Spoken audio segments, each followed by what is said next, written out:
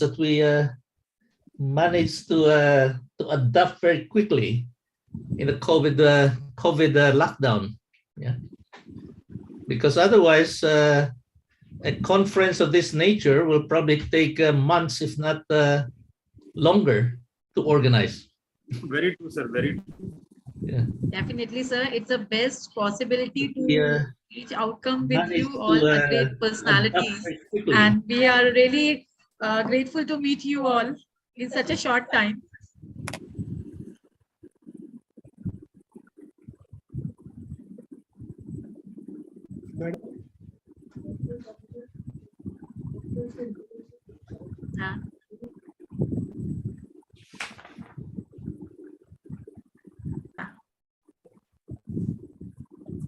So, Garth sir, can we know about a little bit before the conference we started? About? About you, sir. I'm working at Delhi Technological University for my international guests. Sir, this is very prestigious institute in Delhi, established in 1941. So we are 80 years old institute. So we also started earlier it was engineering institute. We started B school and design school also in 2009. So it has a very good ranking. University is around, I think it is 34 or 35 rank in NIRF ranking. So, but as far as admissions is concerned, we are ahead of several IITs and NITs also. The demand of our university is very high in terms of students' preference for admissions.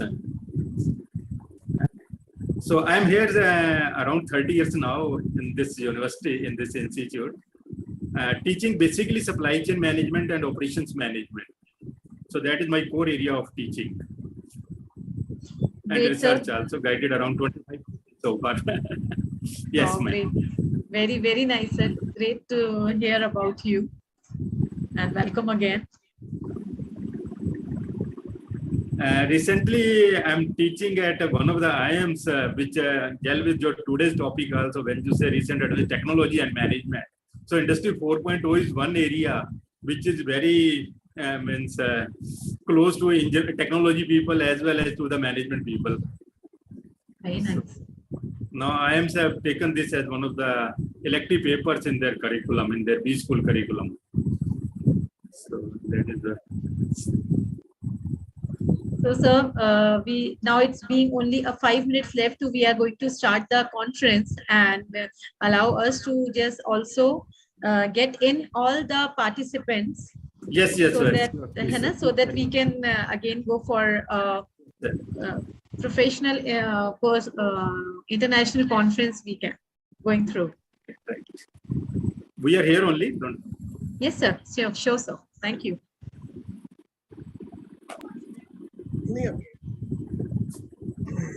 Yes, good evening. Yes, good evening, Dr. John Stocker. May I audible, sir? Sorry. Okay. All right. Now you should be able to hear me. Yes.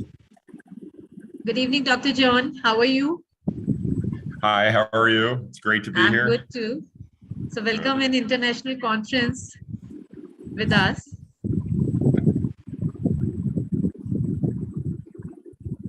And thank you for joining. Within 5 minutes, we are going to start this conference.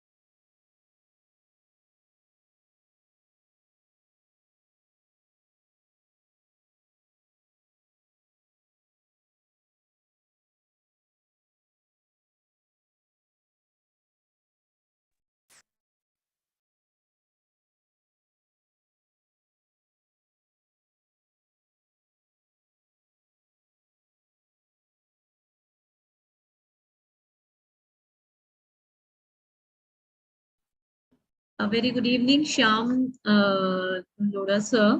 Can you please put your camera on mode, and can we have your voice to be tested?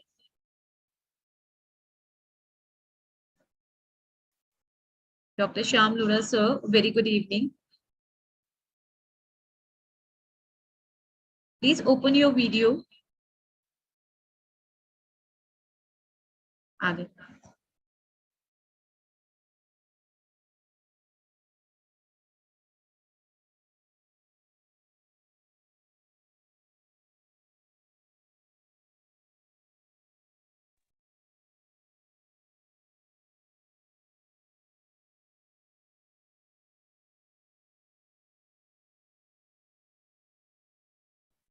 नमस्कार Shyam sir.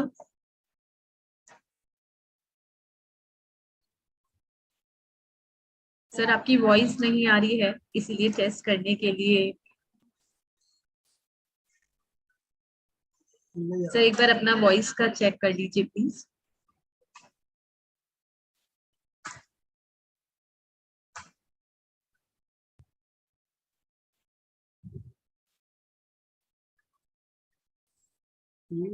तमन्ना और उसको और बोल दो.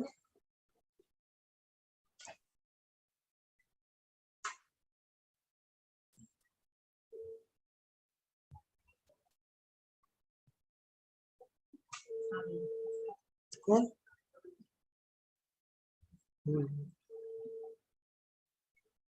किधर आ गए?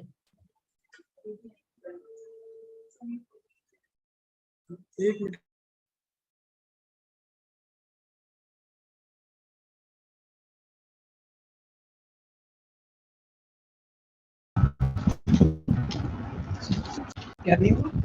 Yeah, hello. Yeah, good evening, Tamanna Dalwai. Good evening, Dr. Agrawal sir. I'm Namaskar, so sir, honored. namaskar. I am so honored, I tell you, that we have never met, but you have given me an opportunity to meet your esteemed speakers, and it's a great pleasure. And the topic you have chosen is wonderful. It's very timely because everything is changing, and business is change to a very, very great level every moment. Thank you so much, sir. A very good evening, Tamanna ma'am, and welcome to the conference. Good to see you again. Hi, good evening. Good evening, Dr. Parul. Good evening, Professor Raju. How are you both doing? Fine, fine, ma'am. Fine, ma'am, and thank you. So we are the just mic start this testing works. conference with a very short time. Just give us some minutes. Okay, please. sure. Thank you. Yeah, sure.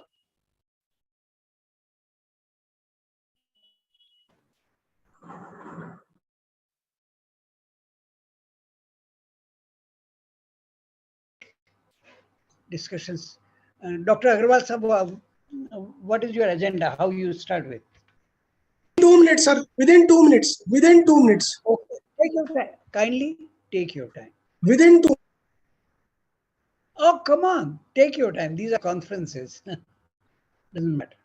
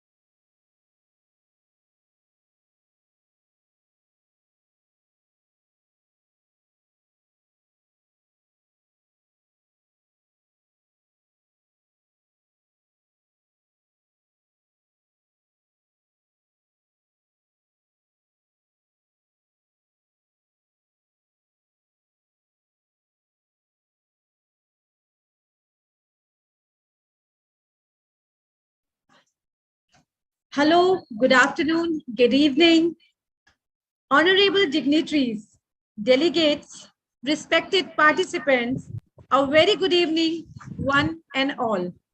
I, Parul Bhargav, coordinator of International Conference feel privileged to welcome you all on behalf of SSN Subodh Management Institute, Jaipur, Rajasthan, India, on International Conference, Recent Advances in Business Technology. Well, Albert Einstein said, if we knew what it was we were doing, it would not be called research, would it? It is an occasion like we got opportunities to test our knowledge and understanding. We look forward to get an exposure about what the best of brain think about recent advances in business technology. Prayer is not for asking. Prayer is in the hand of God request to assemble for spiritual moments time with Namokar Mantra. Have a think of and recall of our God and for you all.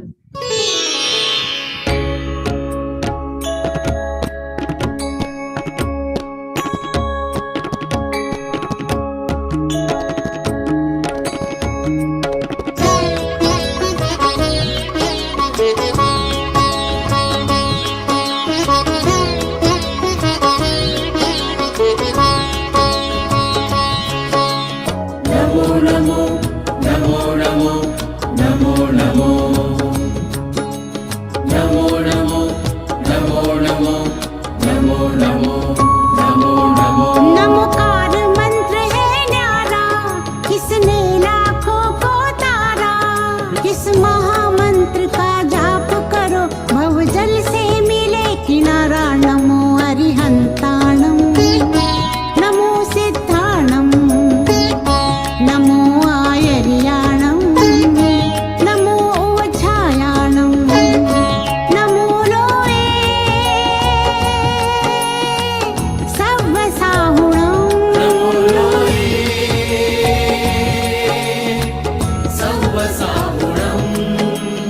एसो पंचण मुक्कारो सव्व पावपणासणो मंगलानंच सव्वेसी परमम हवये मंगलम्। Namo Namo Namo Namo Namo Namo Namo Namo.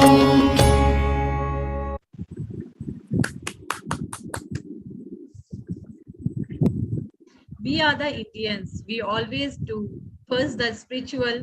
We thought that we have a God blessing on our hand and head, and then we start the other events. So thank you for watching this. Now, education is the most powerful weapon which you can use to change the world's let's. Let's have a tour of Subodh Sanstha and Subodh Management Institute, Rajasthan, India. Let's have a look what we are doing in the past, what we are doing right now in present, and what are the plans for future. Please have a look.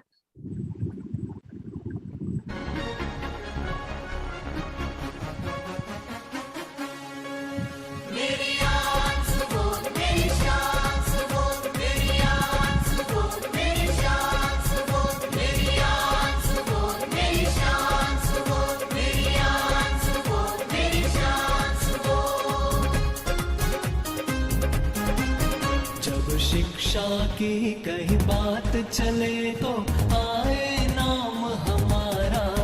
ये सुबोध संस्थान हमारा, ये प्यारा सुबोध हमारा। माधव मुनि की प्रेरणा से शुरू हुआ ये सवेरा। ये सुबोध संस्थान हमारा, ये प्यारा सुबोध हमारा। जब शिक्षा की कई बात चले तो आए नाम हमारा। ये प्यारा सुबोध हमारा। मेरी आन सुबोध मेरी शान।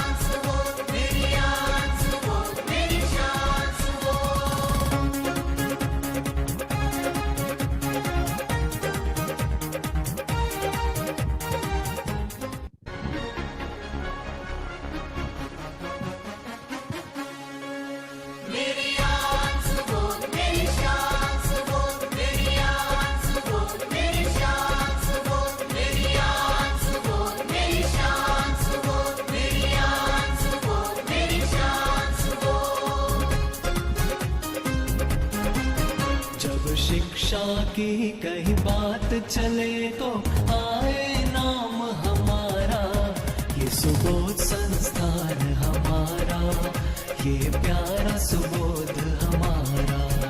माधव मुनि की प्रेरणा से शुरू हुआ ये सवेरा, ये सुबोध संस्थान हमारा, ये प्यारा सुबोध हमारा। सब शिक्षा की कहीं बात चले तो आए नाम हमारा, ये प्यारा सुबोध हमारा। मेरी आन सुबोध, मेरी शान सुबोध, मेरी आन सुबोध, मेरी शान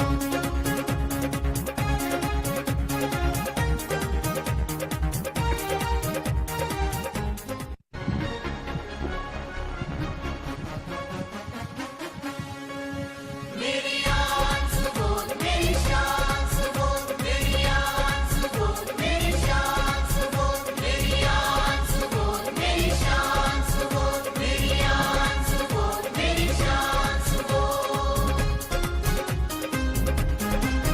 जब शिक्षा की कहीं बात चले तो आए नाम हमारा, ये सुबोध संस्थान हमारा, ये प्यारा सुबोध हमारा। माधव मुनि की प्रेरणा से शुरू हुआ ये सवेरा, ये सुबोध संस्थान हमारा, ये प्यारा सुबोध हमारा। सब शिक्षा की कहीं बात चले तो आए नाम हमारा, ये प्यारा सुबोध हमारा। मेरी आन सुबोध, मेरी शान सुबोध, मेरी आन सुबोध, मेरी शान सुबोध।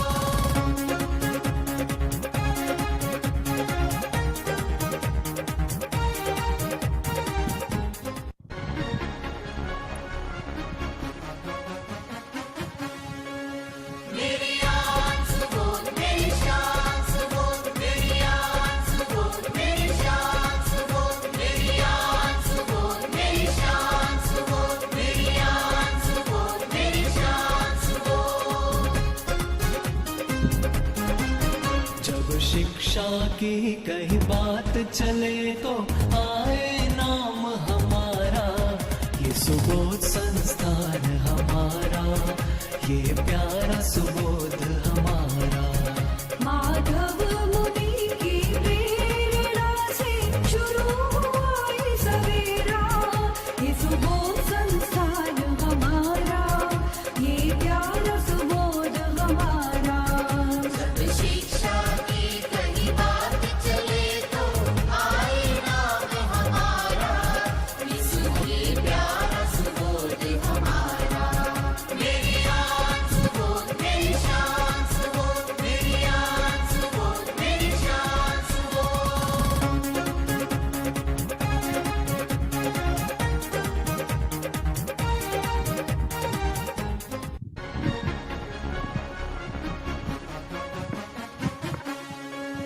मेरी आन सुबोध, मेरी शान सुबोध, मेरी आन सुबोध, मेरी शान सुबोध, मेरी आन सुबोध, मेरी शान सुबोध, मेरी आन सुबोध, मेरी शान सुबोध।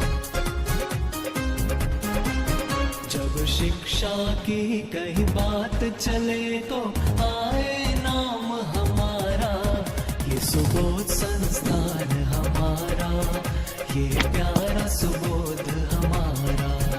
माधव मुनि की प्रेरणा से शुरू हुआ ये सवेरा, ये सुबोध संस्थान हमारा, ये प्यारा सुबोध हमारा।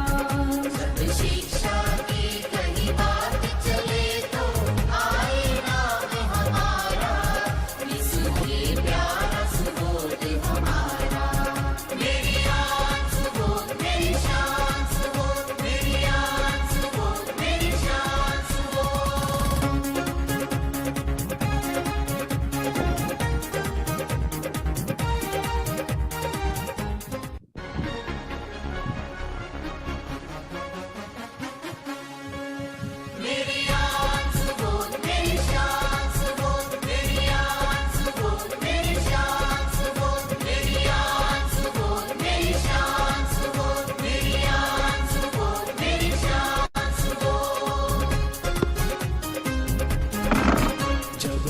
शिक्षा की कहीं बात चले तो आए नाम हमारा, ये सुबोध संस्थान हमारा, ये प्यारा सुबोध हमारा। माधव मुनि की प्रेरणा से शुरू हुआ ये सवेरा, ये सुबोध संस्थान हमारा, ये प्यारा सुबोध हमारा। सब शिक्षा की कहीं Thank you very much. It's mesmerizing. So here is we had the tour of Subodh Management Institute. It will be a privilege for me to invite Professor Dr. Raju Agarwal, sir, the director of SSN Subodh Management Institute, Jaipur, Rajasthan. As Professor Dr. Raju Agarwal, sir, have an enriched learning and experience out the way he is down to simple person. Professor Agarwal is working in Subodh Management Institute from 1999, is one of the founder member of this institute, has continuously worked for Subodh Management Institute from last 23 years. It shows his devotion, commitment, and trust for this organization. He is BTech, MBA, PhD, NET qualified, and under his directorship, Institute awarded continuously 6 years as a grade from RTU quota. And this year, 2022, Subodh Management Institute awarded Best Private Institute of Rajasthan among top 100 private institute of India by Times B School Survey 2022. He is a financial analyst and a guru of financial. He is a financial guru and a wonderful person as a backbone. He has written more than 12 books on investment management, financial derivative production, management operation research, and many more. He has authorized many management books, more than 50 national and international seminars, conferences, workshops, research articles written in national and international. Last but not the least, he is down-to-earth person, backbone of Subodh Institute, very passionate about his profession and toward life. I welcome you, sir, and address the audience, please. Namaskar, good evening, good night, good morning, as per your country. A global pandemic has changed the scenario of entire world. And now after this global economy is facing challenges, business practices is day by day changing. Fintech has changed financial system and made it more high-tech. Artificial intelligence, deep learning, big data, blockchain, digital revolution, all has changed business environment, and technology is playing a key role. Therefore, Subodh Management Institute is organizing this international conference on the topic recent advances in business and technology. Our institute is established by SS Jain Subodh Shiksha Samiti, Jaipur, Rajasthan, India, with its focus on academic brilliance and the use of innovative education techniques, and led by highly qualified faculty. This institute has established itself as a leading management institute in Rajasthan and in India. On the behalf of SS Jain Subodh Management Institute, Jaipur, it is indeed a privilege for me to welcome our chief guest, Shri S.K. Garg Sir, Professor and former Pro Vice Chancellor, Delhi Technical University, New Delhi. Our special guest, Dr. Sharad Maheshwari, Dean Management Studies, RTU Kota. Our chairperson of today's conference, Professor Dr. Shyam S. Loda, Professor of Marketing, South Connecticut State University, USA. I also welcome keynote speakers Dr. John Stocker from USA, Dr. Ricardo from Spain, Dr. Ho Na Kaumol from Thailand, and Dr. Tamanna Dalwai from Oman, Dr. Krishna Avtar Goyal from Jodhpur. I am delightful that you all have spread your valuable time to grace this occasion. We look forward your views and deep knowledge and excellence in this field. I extend my warm welcome to you all. We are grateful and greatly blessed and inspired by our patron, Shri S.S. Bothraji, Honorable Secretary S.S. Jain Subodh Shiksha Samiti, and Shri R.C. Jain Sir, retired IAS, convener of Subodh Management Institute, for encouraging and support for this conference. I extend my welcome to all guests, academicians, faculty members, staff, research scholar, and all the participants. This conference is on virtual mode and live streaming is also available on YouTube. I take immense pride to welcome all of you. Thank you. Thank you so much, sir. Your thought providing the addresses that a perfect platform for institute and the participant of the national conference. Now, I would like to introduce the convener of SSN Support Management Institute, retired IAS R.C. Jain sir. And it takes a whole day to speak about him, but as precious time, pleasure to say few words about him. He has worked as different capacities, such as he was Registrar of Kota University, Deputy Commissioner Commercial Taxes, Jaipur, Agriculture Market Board, Jaipur, Director Lotteries, Rajasthan, Jaipur, and Board of Revenue, Ajmer. Along with he is a Vice President of Subodh Shiksha Samiti. He is Honorable Director Member Secretary, Permanent Invited to Advisory Committee, Jaipur.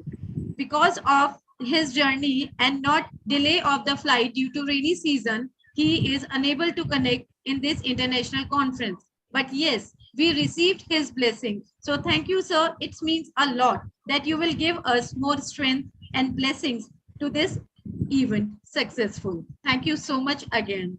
Now, I get a privilege to invite today's chief guest, Honorable Vice Chancellor, Professor S.K. Garg, sir, to inaugurate and address this session. About him, Professor Garg is a former Vice Chancellor, Delhi Technology University, formerly Delhi College of Engineering. He is the founder head of Delhi School of Management, TTU, offering 2 years of full-time MBA and weekend MBA programs. He headed the training and placement department of DTU from 2008 to 13, and in 2012, DTU stood first in the placement among all engineering institutes as per All India survey.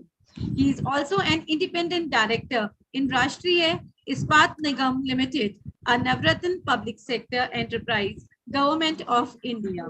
Professor Garg has more than 28 years of experience in teaching and research. He has guided 18 PhD theses and 5 other in progress. He has published more than 150 papers, including above 100 in international journals. He has visited Chile and USA in 1997 to present paper and visit universities. In July 13, he visited George August University, Göttingen, Germany, a supervisor of DAAD research scholar under Sandwich Scheme. And again in October, as subject expert in Indo-German Logistic Forum workshop. And in 2016, he visited several universities of US and UK to understand their administrative research and ecosystem. It being a long time to say about Professor Garg, sir, but yes, for the time precising, it's been an honor to have you in international conference among us. May I have the inaugural addressing from you, sir. The screen is yours. Thank you. Thank you, Madam Parul, for your nice introduction. I'm very happy and thankful to the Subodh Management Institute for first organizing such a international conference on a very, very relevant topic. And further thankful to the management for inviting me to be in the inaugural function. I'm finding very, very senior persons. I have very great regard for Professor S.S. Lodha, very, very senior professor from India who has put a lot of marks in the US education system. So I'm thankful to you and all the speakers also. And I'm thankful to all of you for able to spare your time and contributing in this very, very useful international conference. Friends, if we see all the students and the faculty members who have joined this conference, at present, if we look at the things as Professor Agarwal has also said, the biggest challenge for present day business and technology environment is how to take decisions in real time. And why this is important? Because the system is very dynamic, things are changing very fast. Even if you are taking a decision in certain cases of a data which is 1 day old, you will find that data is perished, it has no more value. So we have to see that we are able to collect the data in the real time, and we should have some kind of analytics. The data is a big data. It is not possible for a human being to comprehend everything with their own intellectual or cognitive facilities. So we need to have, whether earlier we used to say that he is a technology man, he is a management person. But I'm finding that both the roles have been now clubbed together. In my university, when we say B schools, we have appointed several faculty members with computer science background. Because now we cannot afford to have a management education without the inputs of technology, without the input of management. At the same time, I'm happy to inform that several B schools have also started appointing technology people or started as elective courses at present related to technology, just like Industry 4.0. Incidentally, I'm involved in one of the B school I am. So they have introduced elective paper of Industry 4.0, where they are giving inputs to the management students about the technology and how the technology and management can work together. And that is the right topic, recent advances in business and technology. So these, we should not look at that business is one domain vertical and technology is another vertical. Rather, in the present day environment, both have to work together. Technology people, whatsoever they are doing for the business, for the purpose of smoothing the supply chain. I was looking at your centenary anthem also. There also one slide, it was saying consistency is the key. So we have to see that all our activities are consistent. Consistently, we are able to produce good quality products at a competitive price and deliver at the right time to the customer. Then only we will be in the competition. So it's a VUCA environment where we are finding that volatility, uncertainty, complexity, and ambiguity is part and parcel of our environment. So we should not say that I'm not able to perform well because things have changed or there is something COVID has happened or something else has happened. If you are not able to do, somebody else will do who is better placed in terms of technology, in terms of business processes. So friends, my take on this particular topic is we should, as a B school students and faculty, we should appreciate the strength of technology. We should try to rather understand and imbibe technology in our curriculum. And as far as technology students and faculty is concerned, my request to them is they should understand the business processes, why this technology, why big data, why machine learning, what is the ultimate use, ultimate application of technology, we must understand so that we can facilitate our business processes, we can facilitate our manufacturing processes, and more important these days is our infrastructure. We are finding large number of applications of technology and business processes in the infrastructure management. When you say smart cities, Smart city is nothing but a technology-enabled administration system, technology-enabled services, technology-enabled infrastructure, and that is well managed by administration or the business professionals. So this is how if we look at the present scenario, and that will give you the idea that in which direction I should pursue my studies, or as a faculty members, how we should train our human resource so that they remain relevant for next 20 years. And at the same time, we have to see that we are continuously updating our skill set, our knowledge, because things are half-life of the education, half-life of the information and knowledge is less than 5 years.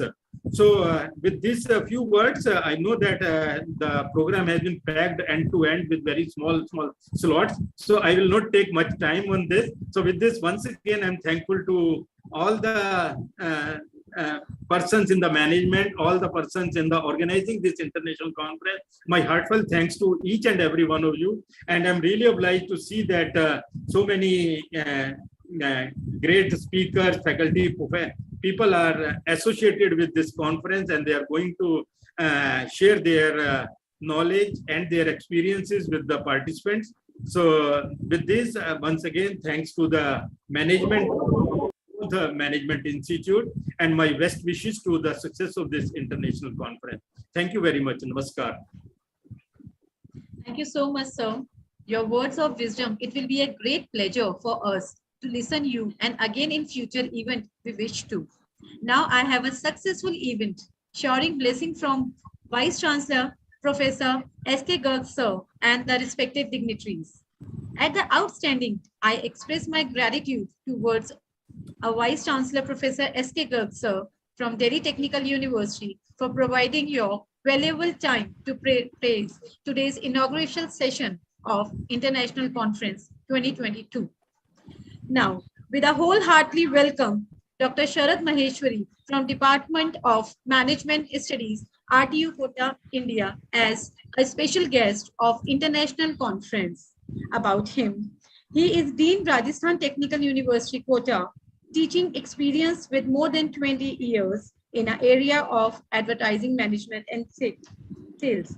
Published more than 14 papers, national and international, with 3 PhD supervised, and also having the Principal Government Engineering College, Jhalawar in 2014. But because of some technical glitch, we got a message that he will be joining us shortly. So we'll wait for him and thanking him to be a part of this national conference. And now, ladies and gentlemen, I got a privilege to introduce our first keynote speaker. But before that, I wholeheartedly welcome Dr. Sharad Maheshwari sir from Department of Management Studies, RTU Kota, India. After that, I would like to invite the chairperson, Professor Dr. S.S. Lodha sir. About him, S.S. Lodha sir, Professor Marketing Department at Southern Kanikat State University, Southern Kanikat University of Jodhpur. New Haven, Kanikat, United States has a 57 connection with.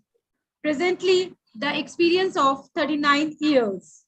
In Institute of Technology, Delhi Graphic, he is the Associate Professor Marketing from 1976 to 1998 year in New Delhi, India. His education about University of Jodhpur Graphic and PhD from International Business. Professor Lodha sir, we heartily warm welcome to chairing the session of International Conference. May I have some word from you and the blessings too.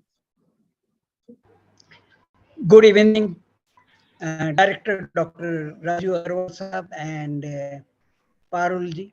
I'm so blessed that you have invited me to speak today. And what else I could say that about Dr. Garg, S.K. Garg Sahab, I must tell him that I was at his university because my best friend, Professor P.B. Sharma, He was a founding vice chancellor of the Delhi Technological Yes, sir. University. Now he's at MIT As well somewhere. as at So NYU. he's my very close friend. Well, I can only say that I'm back in India after 40 years of my stay in USA, and I'm so overwhelmed by the kind of environment in which I'm here. Just like in America, it's cut and dry. I'm in the spiritual song which was sung. It really made me very emotional. These are the kinds of things we are still continuing in this age of changing technology and post-COVID age. Well, the topic is wonderful. And I think we have to understand that we are living in a post-endemic COVID age. Well, I don't know COVID will ever disappear. It is again coming in all forms all over the world. But the point is, it has given us a lot of good lessons. First of all, the world has changed, and it's changing with a light speed. And if we are still living in the past, and if we keep the values and traditions and concepts and all other kinds of things, I think we will be unfit for this world. So the new world expects us to be very much ahead of all those things which are happening. Now, my concern, my feeling is that we have become automatically a part of the globalized world. There are many people who are again talking about the globalization, that whether it is really benefiting the world or it is only benefiting the developed countries and not the developing countries. I would not agree. Globalization is not any country's proposal or any man's domain. It is everybody. And I think first thing which I would say that business should realize that anything happening anywhere in the world, we should adopt. We cannot live in the past. The status quo is gone with the pandemic. I mean, all those kinds of concepts, ideas, theories, whatever we had, even the values, they are changing. Not towards the negative side, but things have been really changing in a very fast way. And therefore, the COVID has got us one lesson that keep changing. And as Dr. Garg has mentioned, that we are really living in a real times where anything we do today may be obsolete tomorrow. Well, it will not. Well, some wonderful things of the past are still valued. They will never lose their values. But I remember one thing, that in terms of values, when our Prime Minister Modi was in USA, I was there. I just came 1.5 months ago only here.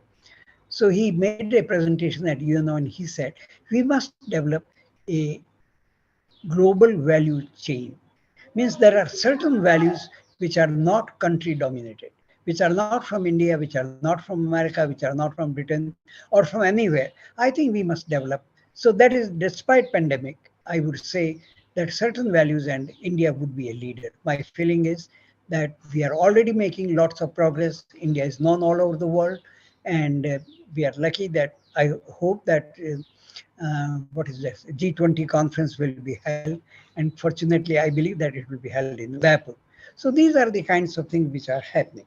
But we must realize that we are living in a new kind of world where one world education, one world language, one world culture, business culture, one world lifestyles, lots of things are happening.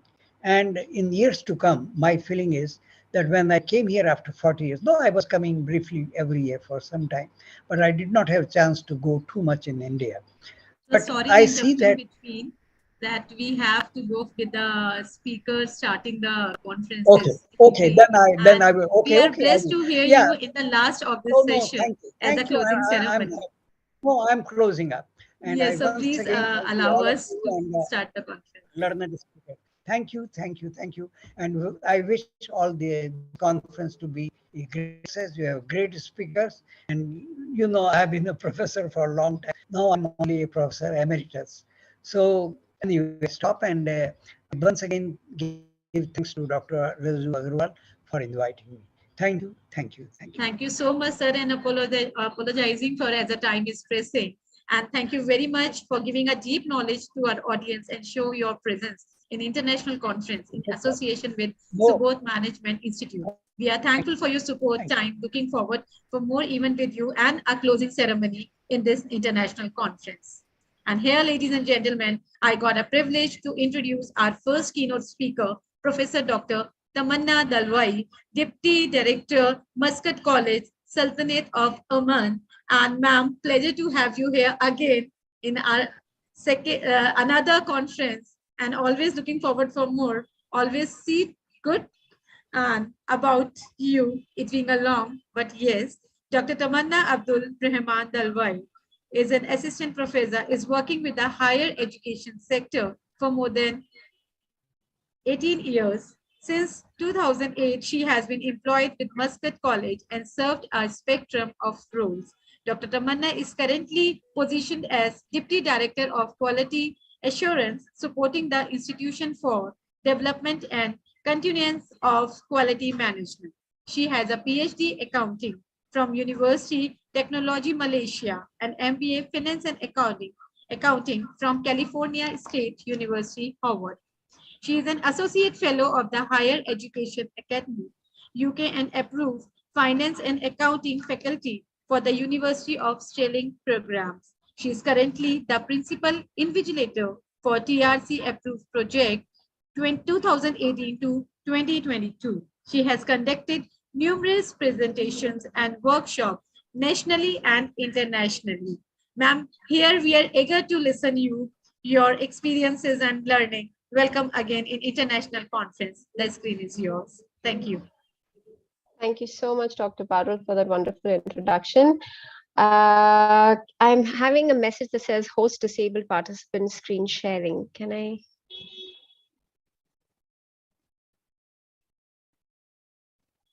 Yes, ma'am. You can share your screen. Okay, checking. It still says host disabled participant screen sharing. Allow me to check once, ma'am. Yeah, sure. You are co-host and definitely you can share your screen. Please do the needful. Okay, yes, I can now. Thank you. Thanks. Okay. Okay, thank you so much. Good morning, good afternoon, and good evening to all the participants who are here at the event today, and the various dignitaries who are here as well. Yes, it was a real honor and privilege to come back and have a second round, or the second year with this James Woods. So it's a real honor for me.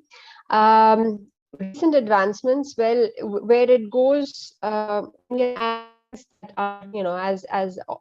most of the dignitaries already spoke, the only thing constant is change. So what does tend to happen is there's so many changes that would happen in a very short span of time. So what we would be discussing today might not be relevant even, let's say, in a 2 weeks, a few months time. So in that context, my topic, which goes technology, climate, pandemic, and politics, I just wanted to very quickly share with you some recent elements which fall into these 4 major categories, especially affecting the businesses around the globe, and very specifically for our commerce students and finance and from a finance and accounting perspective. So this is where I would like to take my presentation in that direction. So I just hope that that's useful for you all. To begin with, Krista McAuliffe says space is for everybody. It's not just for a few people in science or math, or for a select group of astronauts. That's our new frontier out there, and it's everybody's business to know about space. Now, why am I talking about space? Is because the first element that I wanted to take up was technology. And I know that we speak about a lot of things in technology. Something that is also coming up is the space age, right? So we hear Australia has set up their space station, people are going to Mars, and countries are trying to explore whether we can have a permanent station to Mars, and can we do more with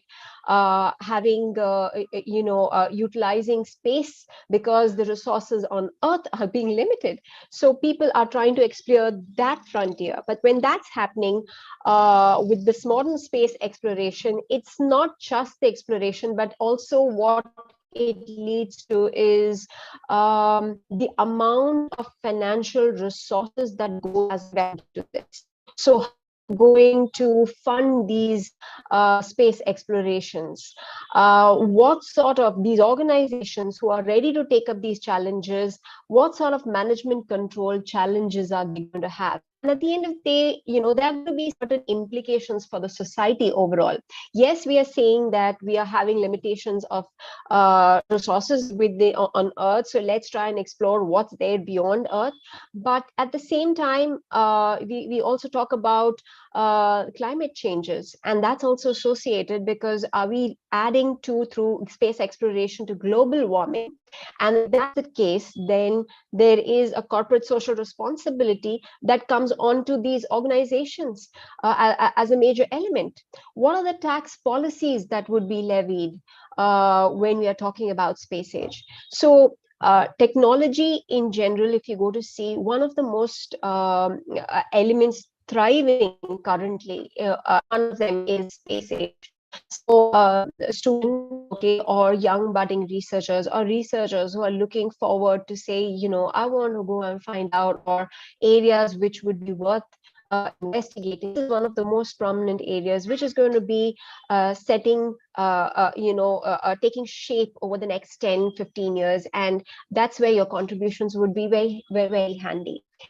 Next area where technology is coming into play is metaverse. So we know that that's a virtual world, and then this virtual world is something that's again coming up in a wide way, because it's been seen as a platform which is engaging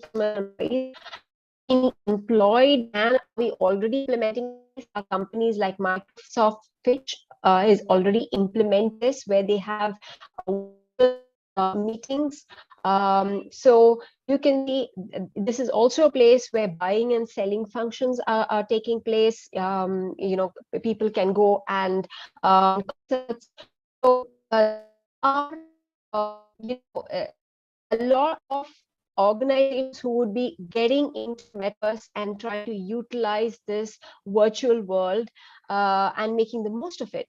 So and we discussed the constraints, that is, you could be hacked, you might not, there is distrust issues because you're not having your own avatar. So your avatar, you be trying to identify who the person is, and then be able to interact and then deal with the organization. And the traditional business models in general cannot work in a metaverse.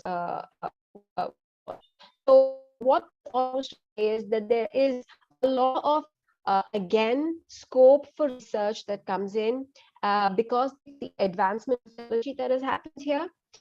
The other element, of course, is the artificial intelligence. And now when I've broadly covered on, just some part of it, I don't want to dwell too much because I know you have blockchain, and then I can talk about cryptocurrencies. I would just try to quickly go over a research which basically has investigated metaverse itself. So that kind of gives us an insight of what has already taken place, what are the advancements already taken place here. Metaverse, welcome to the new fraud marketplace, a paper which was recently published. And what they did was they examined the risks that were involved in the metaverse ecosystems, and they looked at all the papers that were published between 21 and 22, which were about 21 articles. So you can see that this is a fairly new field. And what they discovered in this paper was that there were a lot of fraud risks that is very much possible into a metaverse. So market manipulation, breaches and attacks, privacy breaches, money laundering can happen. You can have identity thefts. So the reason why this becomes important is because this shows you the gaps that exist currently within the technology, and how organizations can can use this research to better their products and to overcome these challenges.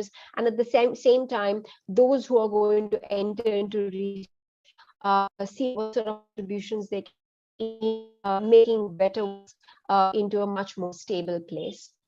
Another area which I would also want to highlight on artificial intelligence is a chapter that is written by me and my co-authors, an investigation of artificial intelligence application in auditing.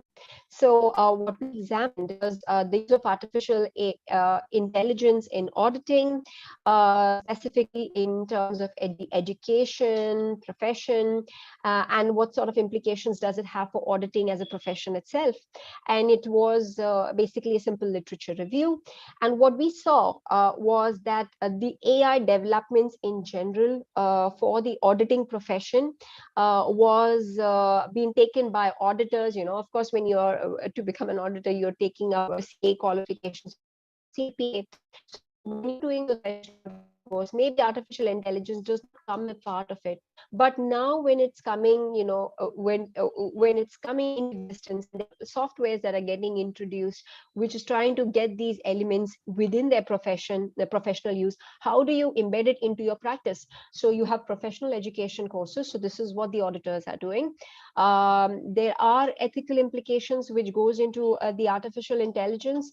However, there are still regulatory authorities are still get the policies in place of how artificial intelligence would actually come into play.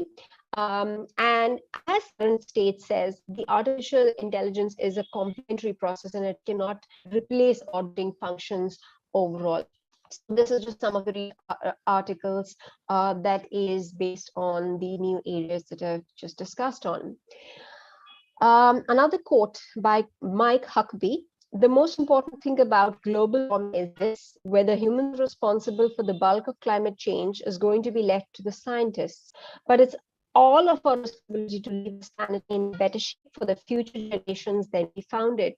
Now, as this goes, it goes with the theme of climate, and as I said, this is going to be a pertinent theme years now, because yes, we have as humans been not being careful on doing our bit, because I believe that's individual responsibility for us to contribute towards protecting our climate.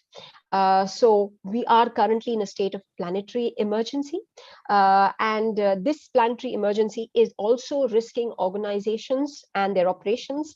And for future researchers or future students who are going to be looking for jobs, we are going to be into this area where climate is going to be an issue if we don't do something about it today. And this is also going to affect the demand for the new products and services. So to challenge, to overcome this, what are the new advancements? We have what is known as climate finance, which the sources that comes through private, public, or through multi organizations, and it goes to any country who needs it to mitigate or adapt actions to address the climate change. Now, International Financial Reporting Standards newly established the International Sustainability Standards Board, and they have now introduced for organizations to have climate-related disclosures and general sustainability disclosures. So now a lot of work is getting done so that organizations are also doing their bit towards climate in a much more forceful and impactful way. The trend in this direction, again, for organizations is moving from voluntary to mandatory reporting. So as you can see, there have been quite a bit of advancement here.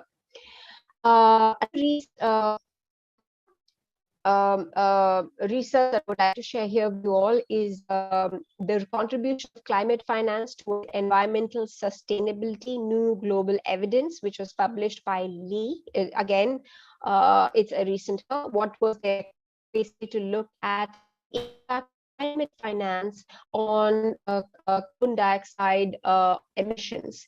And they analyzed about 133 countries for a period of 18 years from 2000 to 2018. And what they saw was climate finance did contribute towards decreasing CO2 emissions. So you can see that this new element of climate finance, not being as new, but it really was helpful in bringing the CO2 emissions. The scope for countries to bring in more of climate finance, dedicate more towards mitigating and acting, towards climate changes.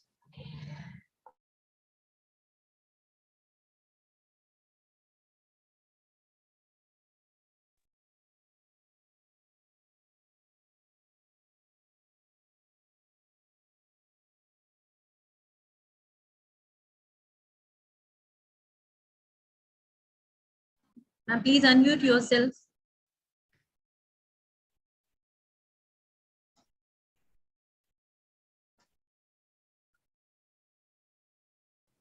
Okay, sorry, I think I That's lost fine. connection. Can you hear me now? Yes, yes, you're audible.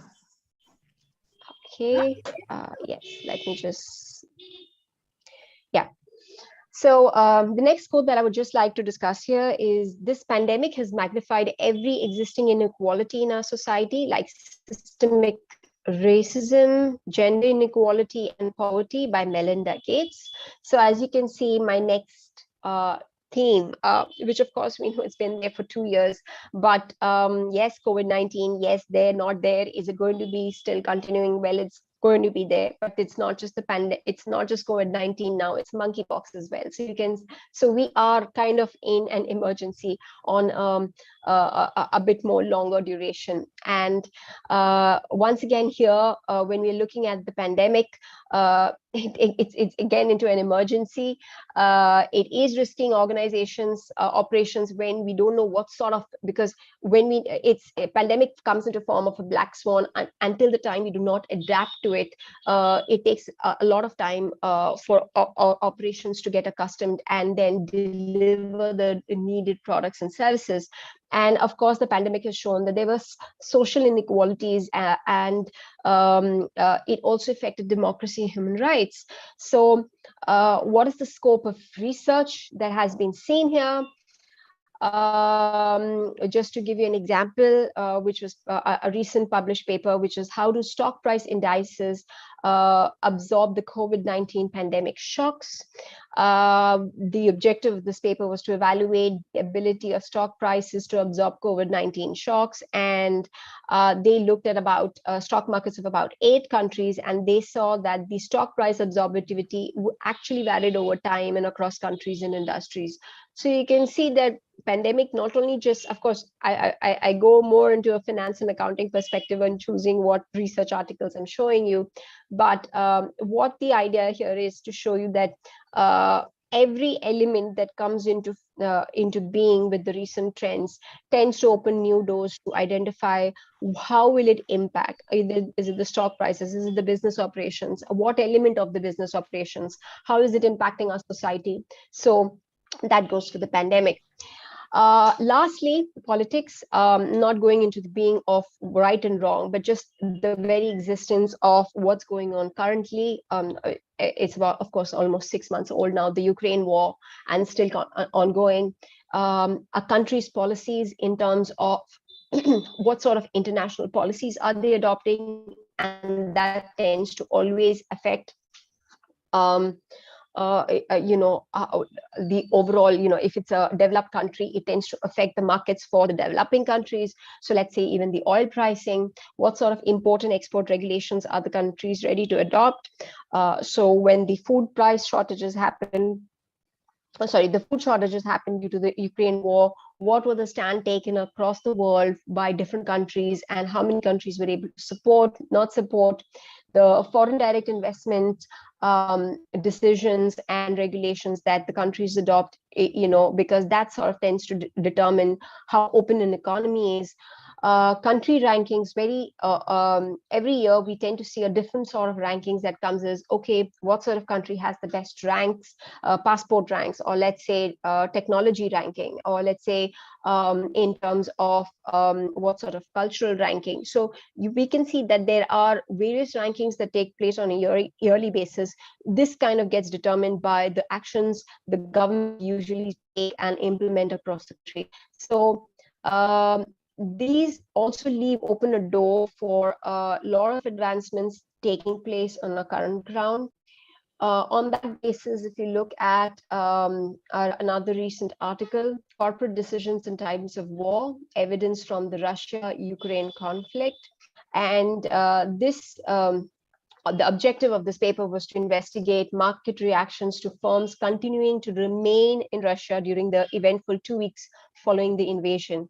So there were a lot of firms which withdrew from Russia, and then there were some who continued to remain, and then they explored, this paper just tend to explore those who continue to remain. There were about 28 firms which continue to remain, and what they saw was the portfolio, the remainers actually underperform the levers and the market benchmark. So you can see that every trend that tends to happen seems to have an impact overall, and then that impact will decimate to the organizations, and then to the society, to the individuals. Madam, I'm interrupting so you. with I this, really apologize. It's the last 1 or 2 minutes to go Yeah. for the session. Thank you. I am done. Don't worry.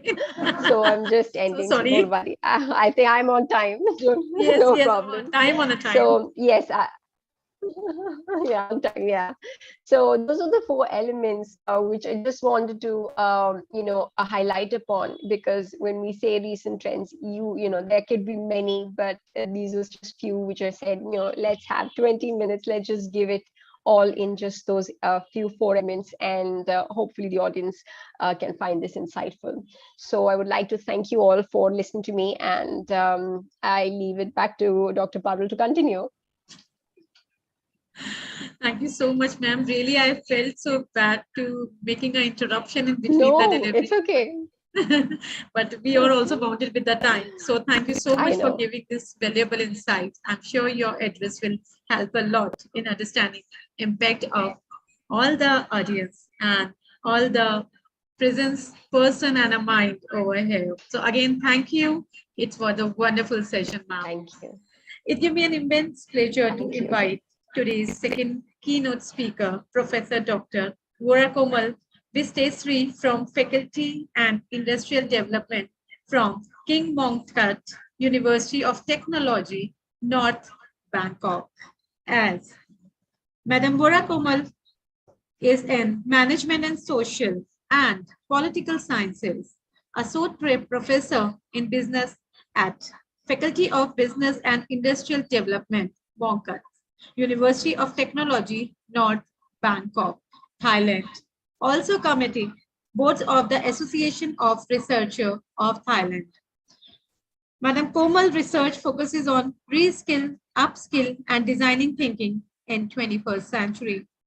She is the author of Empire of Scholars, Anti-Corruption in Thailand 2019, and the co-editor of so many journals in Thailand, India, and Indonesia. She is currently writing a book about the human resource development, transform organizations, as well as a leading an anti-corruption project on expertise, national and anti-corruption commission, NACC in Thailand.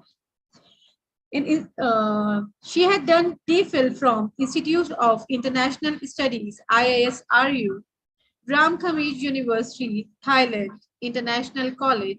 Nowadays, a 15-year of experience as specialist in academic and also member of so many journals as a editor both in Thailand and international.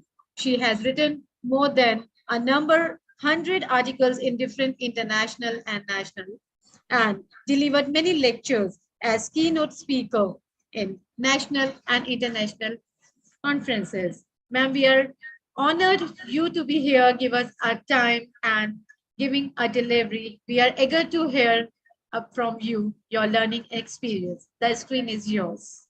Thank you. Okay. Okay, thank you so much. This is audible, right? I would like to share my screen first. Good evening. Ma'am, it's visible. You can Huh? continue. Is it visible? Yes, ma'am, it's visible. Okay, okay. Okay, let me show you some slide. Today is like I just would like to share you guys about the I think it's like just sharing about my knowledge, like 15 experience, right? From the teaching, from my study, and sometimes guest speaker in India and Indonesia, right? Okay, for the design thinking, I think this works is not new in India or in other countries, also in Thailand. But you know, what is design thinking? Design thinking is mean reskill and upskill reskill and upskill is quite the same, but not similar. You know what I mean? Is like reskill. If you can easy for your guy to remember, reskill is mean new skill, the skill that you never learned before. For example, myself, I never like the public speaker before the COVID-19. I already always go to work at the classroom, but after the COVID-19, I'm always like the public speaker because I would like to do my new skill, you know. And for the upskill is not the new thing, but upskill is like the thing that you need to do for you getting more experience or to be the professor. For example, myself, now like associate professor. If I want to be like a professor in Thailand, I need to up my skill. What kind of up my skill for myself? Yes, that's correct. I need to be like public speaker, guest speaker, editor some journal, and also like public paper on Scopus for Q1 for Taiwan, something like that, at least 5 paper. This one is upskill. So I need to have a lot of co-workers to work together as to share the knowledge, share the research methodology, share the statistics, something like that. Okay, and this one is just my introductions. Okay, and for the design thinking is the one of the most important subject in Thailand for bachelor, master, and PhD nowadays for like foundation to everyone. Because why I said like that? Because now in my country, in Thailand, we have like the 20 years nation plan to develop the people new for the newcomer, like the teenager, our teenager, my student, to like the rethink about the concept of mindset, such as like positive thinking, such as like the think out of box, something like that. So that's why design thinking is the like the main subject nowadays in 21st century. For my country, it's about the 20 years nation plan. Prime Minister of Thailand, Prayut Chan-o-cha, is like he write the roadmap to focus about the human, about the people, because he think if at the same thing, if you study human resource management, right, the concept of human resource management is put the right man on the right job at the right time in the right place, right? So it's the same thing for my country, for Thailand. They think it's like if people good, so the country will be developed, you know, and they promote a lot of campaign to anti-corruption.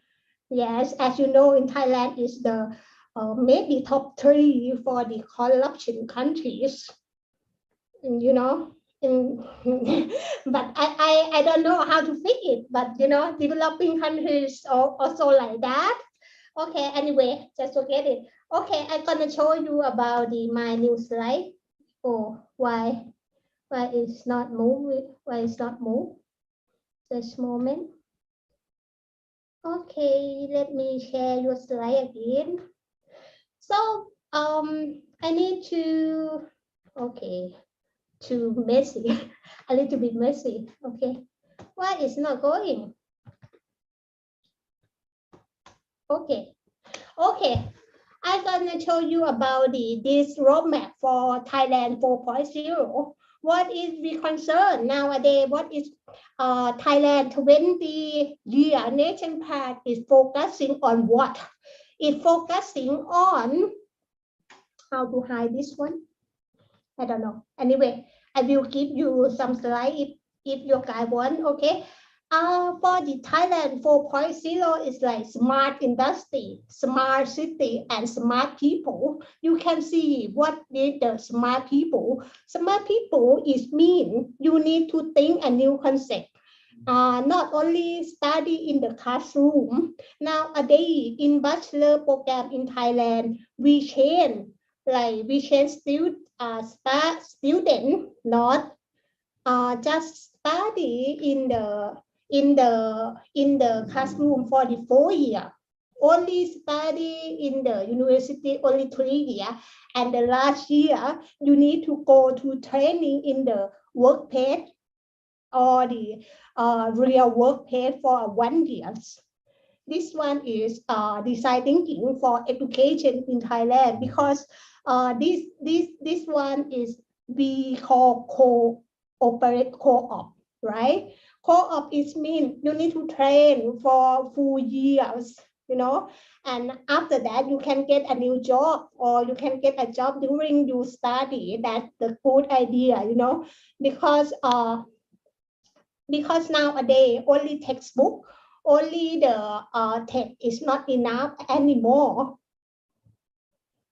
Everything is need to be real, you know, in the real workplace, real works, co-worker or something like that. Because as you know, in every organization have a different organized culture. So our student, my student need to adapt habit and emotions, and then a lot of students change to be grow up.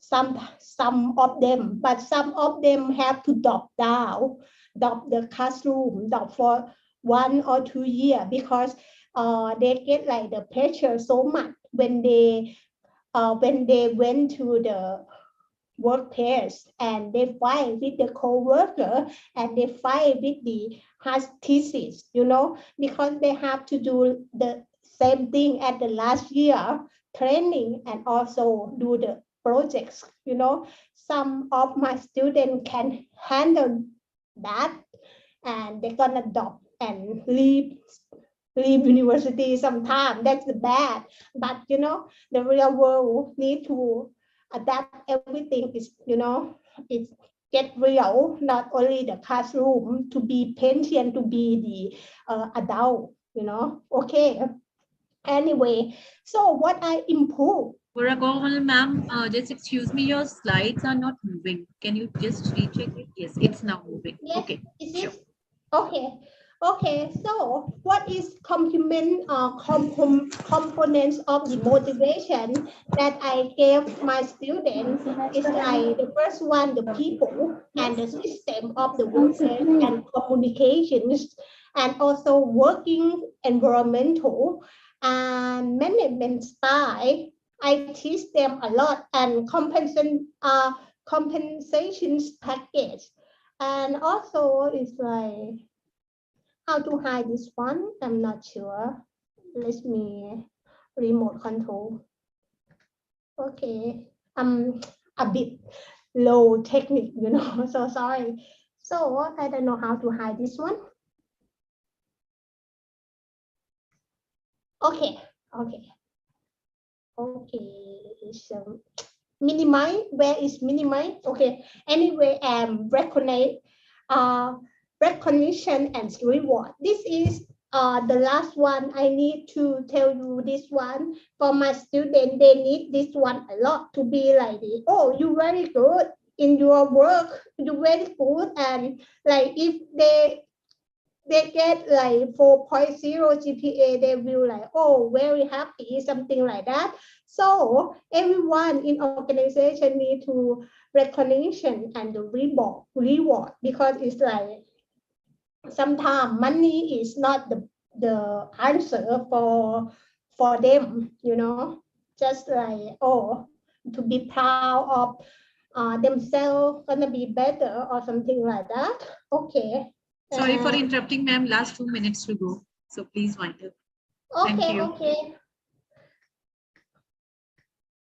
Okay, I will conclude for you for my presentation. Okay. Because this one is very important, the main factor that people to, oh, I'm sorry. Okay. I'm gonna finish this one soon, but I need to focus this the main people to be like the effective for everyone. Performance is like knowledge, skill, motivation, and environment. Okay, that's all for my conclusion, and I will give you like the PowerPoint. And sorry for for like my low technology, and keep in touch if you have any answer or anything that I can help you. Welcome. Okay, namaste. Okay, I'm finished. Great, ma'am. Thank you so much. So wonderful deliveries we getting with all the speakers. We have 100 full out of full participants in our national conference. So I am so glad to see and happy that we have more than 100 participants and other participants also being linked with YouTube Live. So thank you so much, ma'am, for giving this valuable insight. And you have taken a wonderful the design thinking in 21st century. So only 2 lines for you, especially for the speaker, that Bodakuma ma'am, that design is not just what it look like and feel like. Design is how it works. So thank you so much for being here and delivered a wonderful lecture, and looking forward in future too. Thank you so much. Now I would like to call the third speaker of this evening, Dr. John Strocker from Associate Chair Finance Department, University of Delaware, as with a pleasure would like to introduce. As Dr. John is a seasoned educator and practitioner with over 35 years of experience that has taught undergraduates, graduate students, and business professionals in United States, Southern Europe, Central Asia, and Far East. He had trained, mentored local faculty in Western instructions, practices, and methods that had created and implemented basic to advanced training courses in accounting, finance, and business planning. Strocker launched the first CFA review course in Bulgaria and was the lead architect on creation with providing business trainings and completion of highly successful USAID program in Bulgaria. In the addition of Strock serves the primary liaison between USAID, the University of Delaware, the Faculty of Economics at the University of Sarajevo for the first 5 months of a 4-year is a 10 crore project to establish a Western MBA in Bosnia. Along with, while living in Southern Europe, Strocker raised over 2 crore 50 lakh in fund for local firms. So here we have Dr. John among us with his experience and the most best learning what he has. Thank you so much, John, and welcome again. The screen is yours. Thank you. Thank you, Pearl, and thank you for inviting me to this conference. This is the second time I've had the opportunity to speak, and it was a pleasure last time, and I've been looking forward to this one all week. Let me go ahead and get my slide deck started here, and then we can go. Second. All right, anyway, there's 2 topics I wanted to talk about. One main one was Bitcoin. It's the title of my presentation was on recent developments in the world of finance, and I think Bitcoin, definitely qualifies for this. You think about it, in 2007, what did we know about Bitcoin? Absolutely nothing. And over the last few years, it's grown to this, all-encompassing investment class that has permeated the world if everyone is interested in it. Okay, so I want to kind of go through a little bit on Bitcoin, and then, you know, from an educator's perspective, in my view, the most important thing we do for our students is teach them critical thinking skills. No way we can give them answers to all questions. We can't give them formulas that are going to help them solve everything, but we can help them understand how to assess new situations. And so anyway, what is a Bitcoin? Well, it's kind of hard to define. You know, I pulled this definition to get ready for the presentation. It's a type of digital currency, which is in which a record of transaction is maintained and new units of currency are generated by computational solutions to a mathematical problem. And so, you know, Bitcoins are created. There's a cap on the number of Bitcoins that can be out there, and it operates independent of a central bank or governments in general. It's, you know, there's a lot of governments around the world that are terrified by it, and a number of countries have banned it. It spun up and it's become very, very popular, yeah, obviously. But if you think about what a Bitcoin is, you can't see it, you can't touch it. By itself, it doesn't produce any cash flow. The only way it goes up in value is you have more people willing to spend money on it or to pay a higher price for it. And it doesn't have any alternate use. It can't do anything else. Okay, so really, what is it? It's hard to really define, you know, what people are really buying, but they are buying it. On the next screen here, we have this run-up of the price history of Bitcoin. And I'll be perfectly honest, I would have loved to have gotten in here back in the early days when it was 9 cents a coin, or even $26 a coin, even $900 a coin. I would have been perfectly thrilled with. I got into it a few years ago, and I put like $300 in a Coinbase account just to kind of track and see how the thing would work, and lost a little bit of money, but no harm, no foul. Okay, but what we've seen is we had this run up in Bitcoin, you know, phenomenal. I don't think there's ever been an asset in history that's had this type of price appreciation. If there has been, very, very few. Okay, from 9 cents a coin up to a high of $68,000 per coin in November of last year. Now, recently, the prices come off rather dramatically. Okay, in May, it was $28,000 a coin. And most recently, and I pulled the price point today, $23 a coin. Where's it going to be 5 years from now? Well, it's like, who knows? Hard to tell. You know, the other thing that's kind of hard to tell is what are really people buying if they bought it at $600 a coin or $28,000 a coin? Does that coin generate any more money for somebody? Is there anything that changed about it? Not really.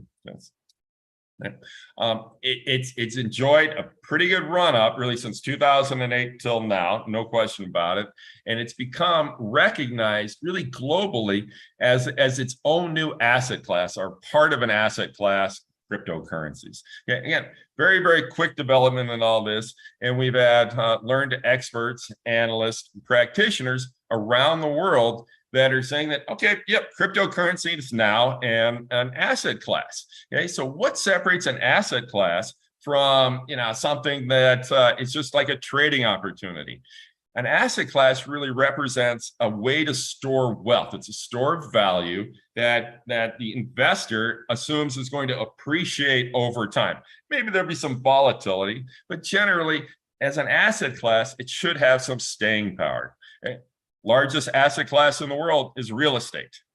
Okay, all over the world, it's where most people hold their wealth, and it makes perfect sense. Okay, first, there's an alternate use. Everybody's got to live somewhere, and real estate for most people is the largest investment they're ever going to make.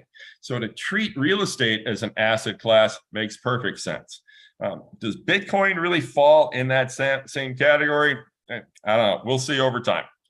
It's not just the so no, as an asset class, okay, then we can take, you know, some of the fundamental principles of finance, modern portfolio theory, and use those principles to help us understand how much we should add to a portfolio. And now there's a number of analysts and financial advisors all over the world now that over the last few years have recommended, yeah, you should really consider moving part of your investment portfolio into cryptocurrencies. Definitely into Bitcoin. Okay? And the idea is that if you can find a mix of assets that aren't perfectly correlated, even better to have some negative correlation. When one does poorly, perhaps the other one will do well. And you end up reducing the overall risk of your portfolio by holding a group of securities that have less than perfect positive correlation. Okay. Again, the easier way to explain it, don't put all your eggs in one basket. Okay. For this to work, though, there's a couple of things that have to happen. Okay. The assets don't all move in the same direction together. Okay, so if something happens, they don't all increase by the same percent or decrease by the same percent. Okay, we can certainly see from cryptocurrencies that they're going to move differently than other assets. But second, that asset class has to have a positive expected return, because it's all about return versus risk. Now, what's crypto going to be? Bitcoin or any of them? Where are they going to be in 5 years? Higher than it is now, it's going to be lower, and more importantly, why? Okay. Tesla in 2014 was trading for what, $50-$60 a share. Recently, they hit $900 a share. I can take a look at their financials, number of cars they sell, where they're operating, future prospects, and tell a story as to why it went from $60 a share to $900 a share. Where they're going to go in the future, we can build off that story. Maybe they hit it, maybe they don't, but I can come up with a rational explanation, economic explanation that'll show why a possible path forward. What's going to drive crypto forward? Why would it be worth $100,000 5 years from now? Okay. Why would it be worth nothing? Yes, don't know. Yes, all right. Okay. Again, across the United States now, many of the large financial services firms have offered crypto to their investors, individuals that are now allocating part of their retirement portfolio to cryptocurrencies. Again, 10 years ago, 12 years ago, nobody heard of this asset class. Okay, now people are using it as a vehicle to save for their retirement. Okay, with the recent dust up in the market, there's a number of people in government that are asking, why are you doing this? Okay. Well, a year ago, it made perfect sense with the run up in prices to $68,000, $69,000 for one coin. Okay, it made sense then. With the collapse, does it make as much sense now? Open for debate. Okay. All right, Warren Buffett, probably one of the most successful long-term investors in history, if not the most successful. So what does he have to say about crypto? Okay. Somebody asked him about cryptocurrencies, Bitcoin, at his recent shareholders meeting. And by the way, this guy's 91 years old. He's seen a few things in his life and seen a few fads come and go. Okay, he started to answer this question on the screen by saying, if somebody would offer him all the farmland in the United States, all the apartments in the country, and they offered him 1% stake in everything for $25 billion, he'd write a check for it. Okay. And then, but if you offered him all the Bitcoin, okay, he wouldn't give $25 for it. Yes. Okay. So what's the difference between apartment buildings and farmland compared to Bitcoin? Okay. Bitcoin at one point reached a market capitalization of $1.3 trillion. $1.3 trillion. More recently, before the recent collapse, $700-800 billion. Okay, so it's a lot of money. Okay, so and yet he looked at that and said, "I'm not giving anything for Bitcoin. Okay, I'm going to invest in things first of all that I understand and that have the ability to produce cash flow." Okay. And again, it describes it here. The difference between a productive asset and something that depends on the next guy paying you more than the last guy did. Okay, so when you sell it to somebody, the only way you get out and you make money if you buy a Bitcoin is somebody values it more than you, okay, and they pay you a higher price for it. Okay, so eventually, it's just, I think you run out of people. I don't know, we'll see. But for apartments, people are always going to need a place to live, and they're always going to need to eat. Okay, so apartments and farmland should always go up in value. Okay. Other things said, whether it goes up or down in the next 5 years or 10 years, okay, I don't know. But one thing I'm sure of is it doesn't multiply. It doesn't produce anything. It's got a magic to it, and people have attached magic to a lot of things. And one quick story on Warren Buffett. 22 years ago, okay, in 2000, okay, the NASDAQ in the United States lost 80% of its value. Okay? The NASDAQ is where many of the tech companies are traded. And this was like the first .com boom. I was at a venture capital conference in Singapore right before the collapse of the NASDAQ. And you had people saying that the new .com companies had to be valued differently. The old metrics didn't work. Guys like Warren Buffett, okay, he was, his time has passed. We have this new generation now, new way of thinking. And he said, okay, to value a tech company, you project out sales maybe, 3, 5, 10 years from now, and then you take a really big number and you multiply it, okay? Because now they have access to the internet. That's what gives that company value. I'm sitting in the room thinking, you guys are all crazy. It just can't work like this. It makes no sense. John, it's last 2 minutes to go, please. 2 minutes, almost done here. Okay, almost done. Okay. So All right. Okay. So he's been against cryptocurrency. 2008 thought it was going to come to a bad ending. Okay. All right. Crypto companies are laying off staff. Okay. 65% of the value of cryptocurrencies have fallen over the last year. One other thing, and then I'll let you guys go. Okay. There's been a lot of scams that have come up and that have related to the crypto market. A lot of people have lost money on it. And I don't know if you guys have heard about this one in India called pig butchering. Okay, this one's nasty. Okay, you have somebody online that gets hit up by a stranger, they're nice to them, and then the talk turns to cryptocurrency. They get them to invest in something. And you hear this guy, okay, out in California at Silicon Valley, probably very technically savvy, okay, has a background in accounting and finance, ended up losing over $1 million. Okay, to me, this would be the worst thing that could happen. Imagine this is your student. Okay, and you read about him online. Your student, somebody you trained, went out there and threw away entire life savings on something like this. Yes? Okay, that's the reason we need to teach our students critical thinking skills. Yes? Anyway, that's all I got. Okay, thank you very much. It's been a pleasure. thank you, Dr. John. Just take only a 15 seconds of yours. Can you tell me what's good about a Bitcoin if we are not able to buy at a good time? We are not. That's a great question. Actually, there's something here that's good, and it's my last slide. It's the technology. I was at this, I participated in this pitch contest for new businesses out of Montenegro a few weeks ago. And there's this local tech company that's using the technology that's embedded in Bitcoin to produce an online game. Okay, and this is the real benefit that's going to come from cryptocurrencies, blockchain, and all that. I'd bet any of you guys out there, dinner here somewhere, something, 5 years from now, 10 years, Bitcoin's going to be a distant memory. Yes, but the blockchain technology is going to be around. That's the real value that came from this. Great, sir. And what I just got that conclude of it, that this is for you, Dr. John.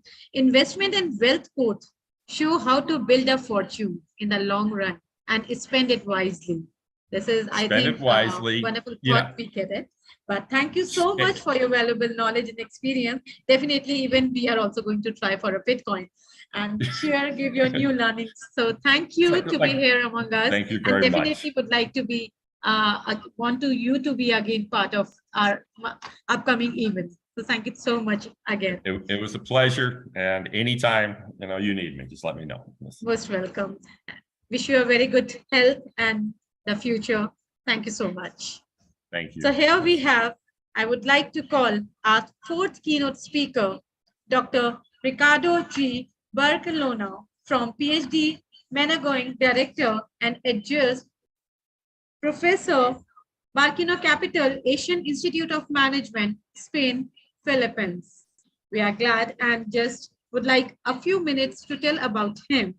Ricardo G. Barcelona authorized Energy Investment and Dynamic Decision, two groundbreaking books that value renewables as real estate option under interacting energy portfolios, behavioral economic principle, and oligopolistic rivalries. Through his research and interaction with academic, business, and policy experts, he contributes to conversations around energy transition and sustainability, decision under uncertainties, and how impactful human creativity reshape their business and society. His insight benefit from his academic rigor, senior leadership experience at Shell, Netherlands and London, and the City of London. As an investment banker, he was consistently voted the top-rated equity analyst and advisor for Europeans. He has obtained his PhD in management from King's College London, United Kingdom, MBA from IESE Business School, Spain, and BA from School of Economics, University of the Philippines. So we are honored to you to be here and delivered such a wonderful experience and learning. The screen is yours. Thank you so much.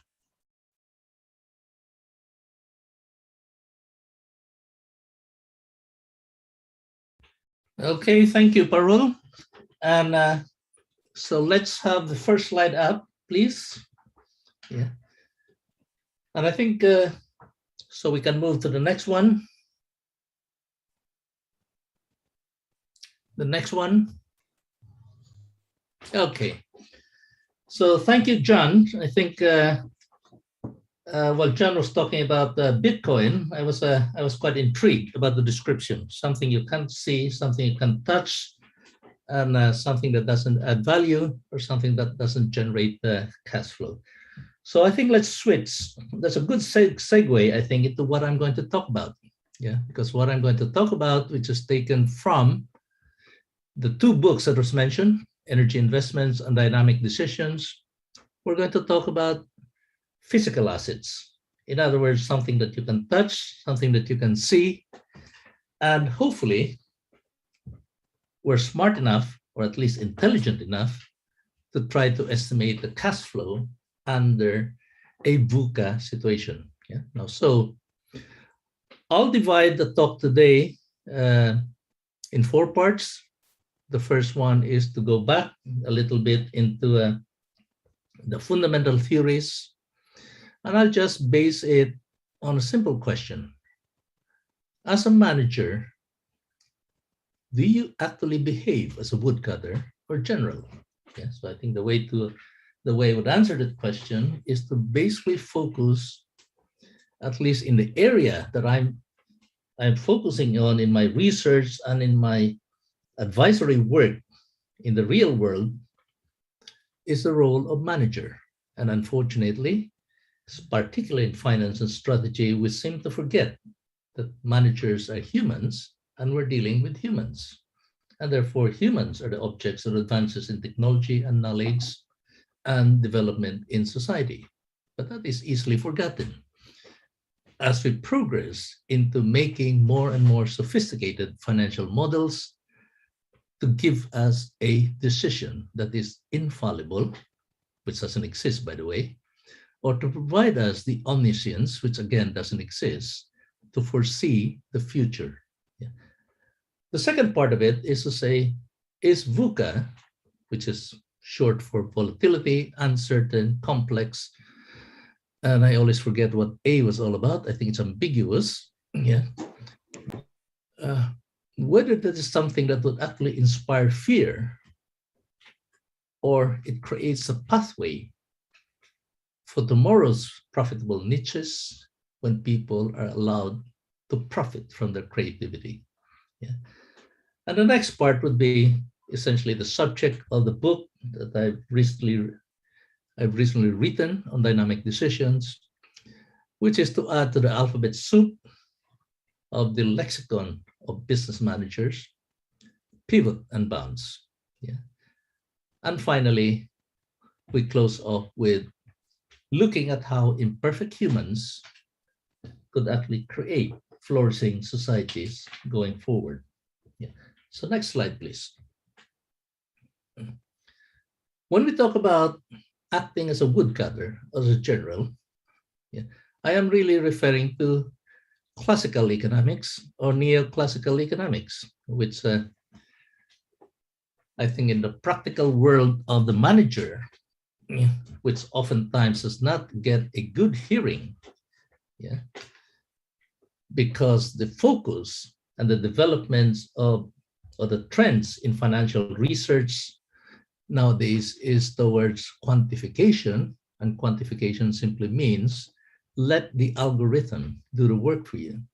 And humans essentially take the results of the algorithm, make a decision that was fed by the computers or the financial models, and the world will work out the way it should. Well, unfortunately, that is a kind of world that doesn't exist in real life. Yeah. And I think the analogy that I put there is that when we talk about the conventional capital budgeting wisdom, and I think the gold standard for that of some sort is what we call the NPV, or net present value. We basically assume that when a woodcutter goes out into the wood, cut some trees, all they need to do is just to maximize the amount of wood that they pile up in one corner, and assume at the same time that whatever they cut, nobody would have a contingent claim on those trees or a competing claim on those trees, and that under a competitive market, you can just simply go out and sell whatever you cut. Yeah. Well, unfortunately, as we know, with the present pandemic or with the present war between Russia and Ukraine and a few other conflicts in the world, the real life market where real managers actually operate is a chaotic one. And a chaotic one simply means that if a general looks at the field and aims to mow down an opposing army, the general would not assume that the opposing general on the other side of the field would just stand still and allow itself to be mowed over and get killed. Yeah? Instead, what the general would actually aim to do is to understand how the opposing army would probably respond to any moves that he or she makes in the field. And as a consequence of that, the interaction between competing armies, and in this case, in a real world business, the competing firms are actually going to be very dynamic. Yeah? And whatever your competitors do would tend to influence the actions that you would take. And as you change and adapt to the new situations in life, the valuation clearly would change as the market conditions change. This raises a question in my mind. Is NPV indeed the gold standard going forward? My answer is clearly no. Yeah. So what do we do about it? So let's go to the next slide. In a woodcutter's or a lumberjack's world, a decision criteria would tend to follow, just like many textbooks in finance would prescribe. You analyze the data, you build a model around it, and the model would spew up a ranking of alternatives based on certain assumptions and based on certain inputs. And because the inputs are seen to be biblical truth, or at least assuming the level of a biblical truth, then it doesn't change much. And therefore, by ranking them, by putting a number, in this case an NPV, we should be able to choose using certain criteria, and a decision becomes a now or never. Unfortunately, before the ink is dry on the analyst's spreadsheet, the world will probably have changed. And I think we have seen from previous speakers that in a very dynamic world, in a very dynamic environment, the data that you have today probably will be so irrelevant tomorrow. Yeah. So what is the alternative for that? Yeah. So as a consequence of that, by the way, the VUCA actually inspired fear in the souls of a manager that subscribe to the world of NPV, in the world of the accepted wisdom of capital budgeting, which means minimize the volatility, minimize everything that varies, so that whatever this outcome becomes as close to what you expect. Yeah. Unfortunately, by doing that or by following that kind of logic, the NPV approach to evaluating investments are actually have a very poor record of delivering. Yeah. So the alternative is to look at and to use real options reasoning, games theory, and because we're dealing with human beings and managers are human beings, to apply behavioral economics and behavioral finance principles into our decision making. So I'll just look at two very simple examples here that if you want to change the world, start by changing yourself. Start by changing your business. And if you want to change your business, I think it oftentimes starts with an idea that we may or may not know how it will pan out. Yeah. And one way to find out is to actually pilot some of these ideas, to probably test it and try to learn from the experiment. So in the process of experimentation and testing, we come up with a practice, at least in the corporate world, of funneling prospects to opportunities. Yeah. And once you've done that a few times, a few cycles, yeah, then we get to a more, shall we say, sophisticated, or I hate to say sophisticated, but rather a more realistic view of how the world actually operates. Yeah. And this is what I'm proposing in dynamic decisions. Yeah. So basically, what I'm saying is that if we're going to do some real life testing of how energy transition could provide the opportunities for the future and how we can actually work with it today to create the pathway towards achieving or at least identifying tomorrow's profitable niches, then we have to understand how we can repurpose the business and the resources that we have, because that is oftentimes a starting point of what we know. Yeah. And after testing and piloting certain ideas, we probably would have enough information to start reframing. Ricardo, and so try to choose the button. apologizing to be interrupted in between, but last few minutes to go. So kindly wind up, please. Thank you. Yeah. Reframing, yeah.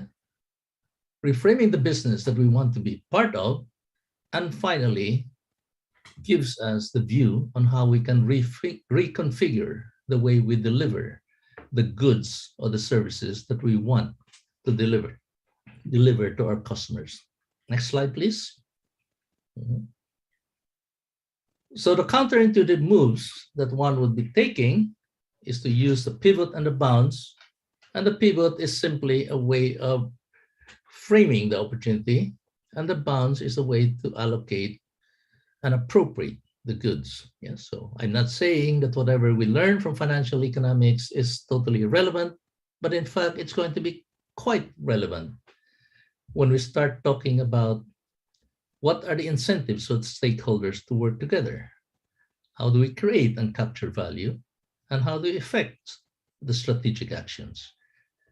And it is oftentimes informed by what we learn from behavioral economics, when we know what the purpose and the insights, informed by the insights, and real options would inform us how we bear and adapt and overcome adverse consequences or adverse events, and take actions to de-risk the value chain that we are dealing with.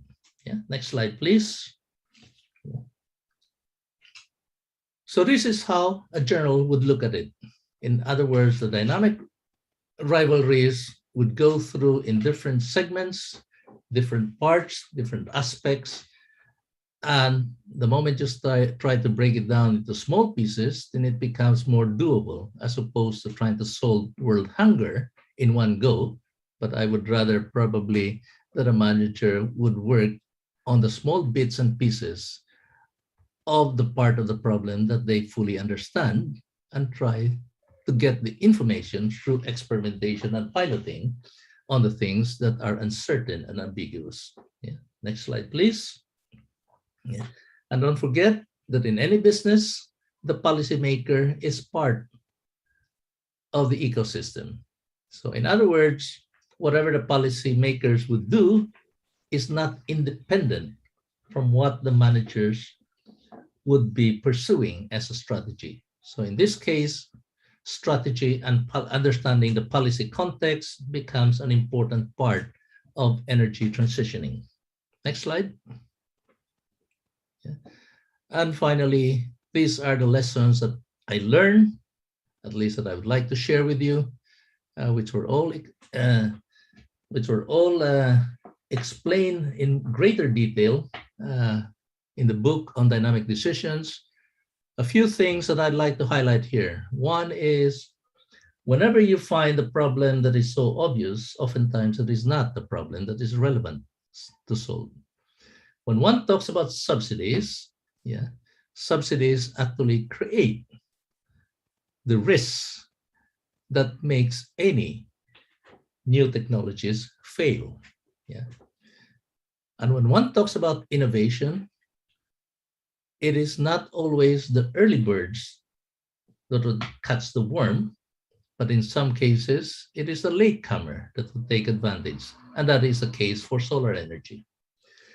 And when one talks about investment and operational efficiency, one cannot behave like a woodcutter, where the only solution to a problem is to sharpen the axe.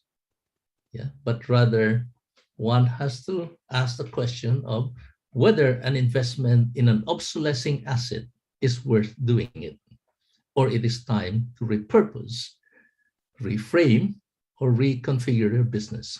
And finally, what's more important in all of this is that the reason we have such difficulty in transitioning from one energy system to another is because we have been so left behind in our mindset. If we fail to transition in our own mindset and we still stick to the old conventional capital budgeting wisdom when the world is changing, and we get stuck in the classical economics notion of ceteris paribus without moving into mutatis mutandi, then I think we've got a problem. But the world is changing, so is academia, and so is management. And about a decade ago, when I started this work, I could find a handful of work dealing with this subject matter. Nowadays, a decade later, I'm quite glad, even if it's still in a minority position, more and more managers are actually looking at it from a dynamic decision-making perspective. Thank you. Thank you so much, sir. Whenever you see a successful business, someone made a courageous decision.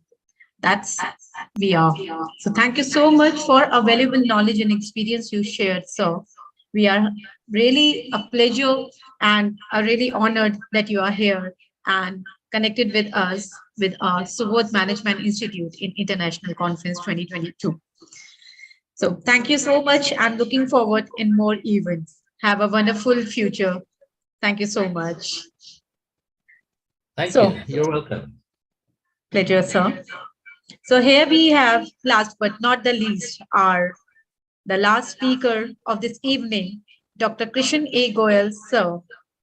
Sir, we are always, I always be so happy to see you in any of our event, and that will be a very acknowledged and very interactive. So please allow me to tell me very few lines because already we have very much precise time. So Dr. Krishan A. Goyal, sir, is the Director, IES and Professor Business Finance and Economics, Jain Narayan Vyas State University, Jodhpur.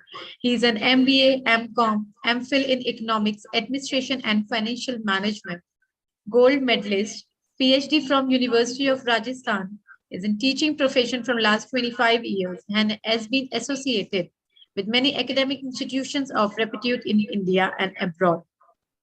He has participated in more than 100 national and international conference workshops as resource person, paper representative, Dr. Goel has contributed about 50 research papers to the Journal of Repute and co-authored 12 books. Professor Goel publication have 700 plus citations and millions of downloading. He is supervising PhD scholars and awarded 10 PhD under his supervision.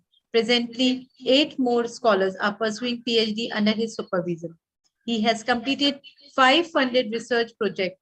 Dr. Goel has organized various seminars, conferences, workshops in India and abroad. Presently, he is editorial board member in 6 international journals published from different countries. Dr. Goel has participated in panel discussion on globalization and its impact on Asia-Pacific emerging economics at Newport, USA, and chaired technical session on finance and international conferences. He has delivered many keynote speeches and visited variety of universities like Malaysia, Singapore, USA, Thailand, UAE, Oman, Nepal, Turkey, and many more. Dr. Goel's work has been appreciated by many social organizations and academic institutions. He has been awarded by Best Paper Presenter, Best Teacher, Best Essay Writer, and for academic excellence. Last but not the least, Dr. Professor Goel is awarded with IARE 2020 International Research Excellence Award. It's been an honor to speak about him, and we are really pleasure to have you, sir, always with us. May I have your presentation, please? Thank you so much, sir. Thank you, Dr. Parul, for nice introduction. So thank you everyone on this platform, connected on this platform. Honorable Chairperson of this conference, Professor Shyam S. Soda Sahab from USA, Professor S.K. Garg, Chief Guest, Professor Sarad Maheshwari, Professor Raju Agrawal, Director of this conference, and co-speakers and my friends, Professor Tamanna Dalbai, Professor Bora Komal from Thailand, my close friend, Dr. Ricardo G from Barcelona, from Spain, and Dr. John Stoker from USA. He was speaking from Bulgaria currently. So thank you everyone, all delegates, participants, invited guests connected on this platform. I'm last and it's 7:58. Dr. Parul, how much time I can take? So accordingly, I will manage this speech. Dr. Parul, please, how much time I can have? So 15 to 20 minutes you can take. I'll wind up in 15 minutes sharp. Great, sir. Thank you so much. So thank you, everyone. You are listening to 4 great speakers from different countries, and they have presented, the different opinions, different ideas. They were experts in their field. So in spite of delivering any expert lecture, I'm going to conclude here, and I'll discuss only those points which are left behind, not covered by the previous speakers. Professor Ricardo, thank you very much for connecting, and I hope will remain connected in future events also. So friends, the theme of this conference is recent advances in business and technology. And if we do not talk about the emerging trends or recent advances in business and technology and its impact on the Indian economy, certainly will be lagging behind, will be not in a position to conclude this conference. Conferences are to open up the issues, not to close it. Any conference does not come to close any topic. Conferences open up the issues. And I'm also touching upon some issues. I'm addressing these issues, and I'm sure that all of you will think on these and take these topics further away in the society for further discussions. Nowadays, one trend is going on here, that is the vicious cycle of Indian economy. Friends, you must have gone through a positive cycle of Indian economy. That is, let me share one slide only, then I'll come for discussion here. And at sharp 8:15, I'll close. May I share this screen? Other screen sharing. Yes, sir. You can share. Yes, it's visible, sir. Share.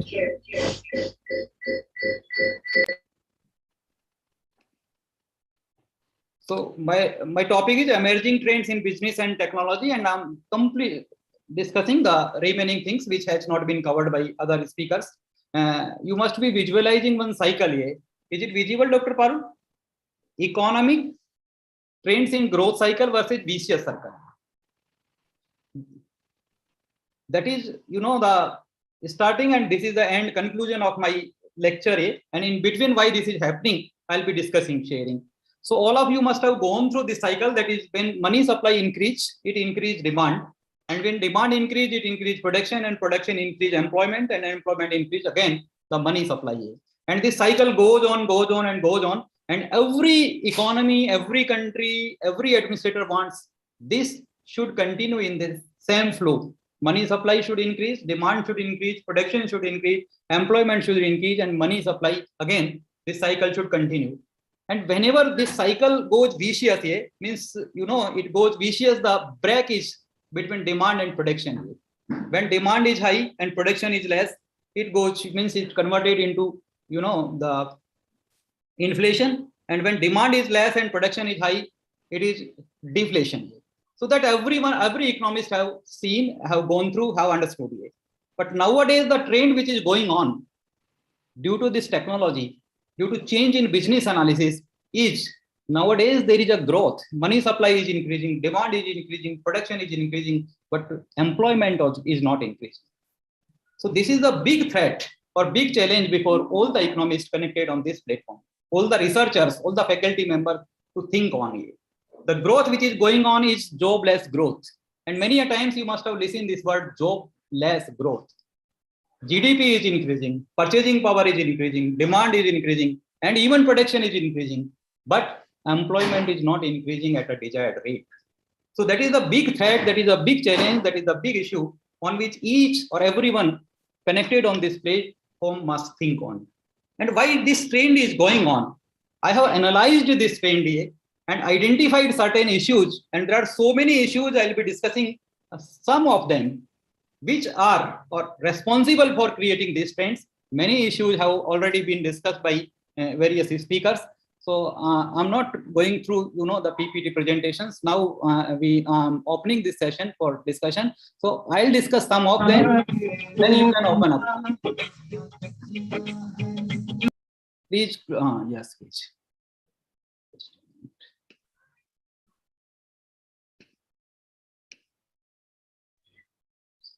So I'll stop this presentation and then come to the,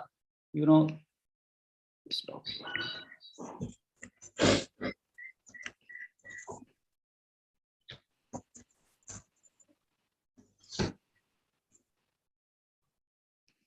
Is it okay for me, Dr. Parul?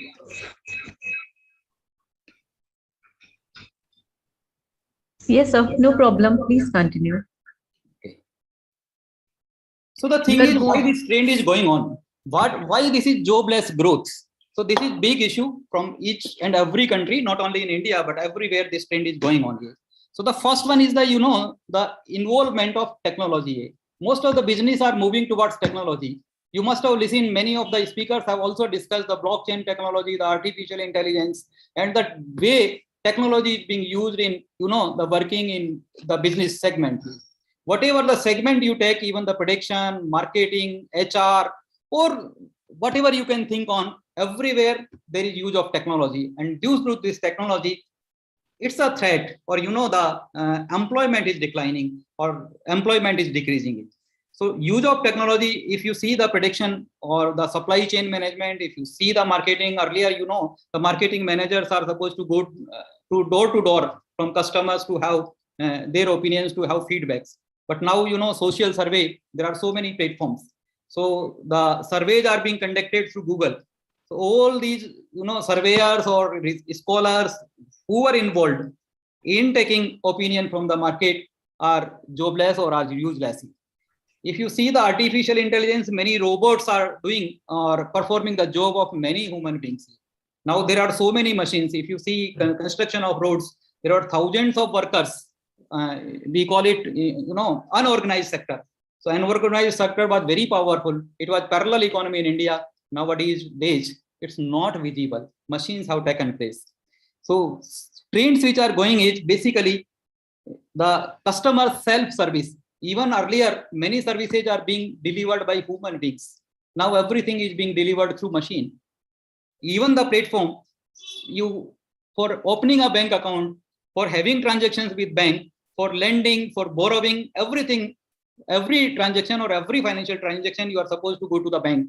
Now bank is coming to you on your mouse click, or on your palm top or on your laptop here. You open the account, no need to go to the bank. You can see your transactions. You can enter all transactions in passbook. You can withdraw, the money from ATMs or from debit card or from credit cards. You can make payments. So now things are reverse. Earlier, you are supposed to go to the bank people or bank human beings, so HR persons working over there, they are supposed to give you the best services. Now machines have taken that place.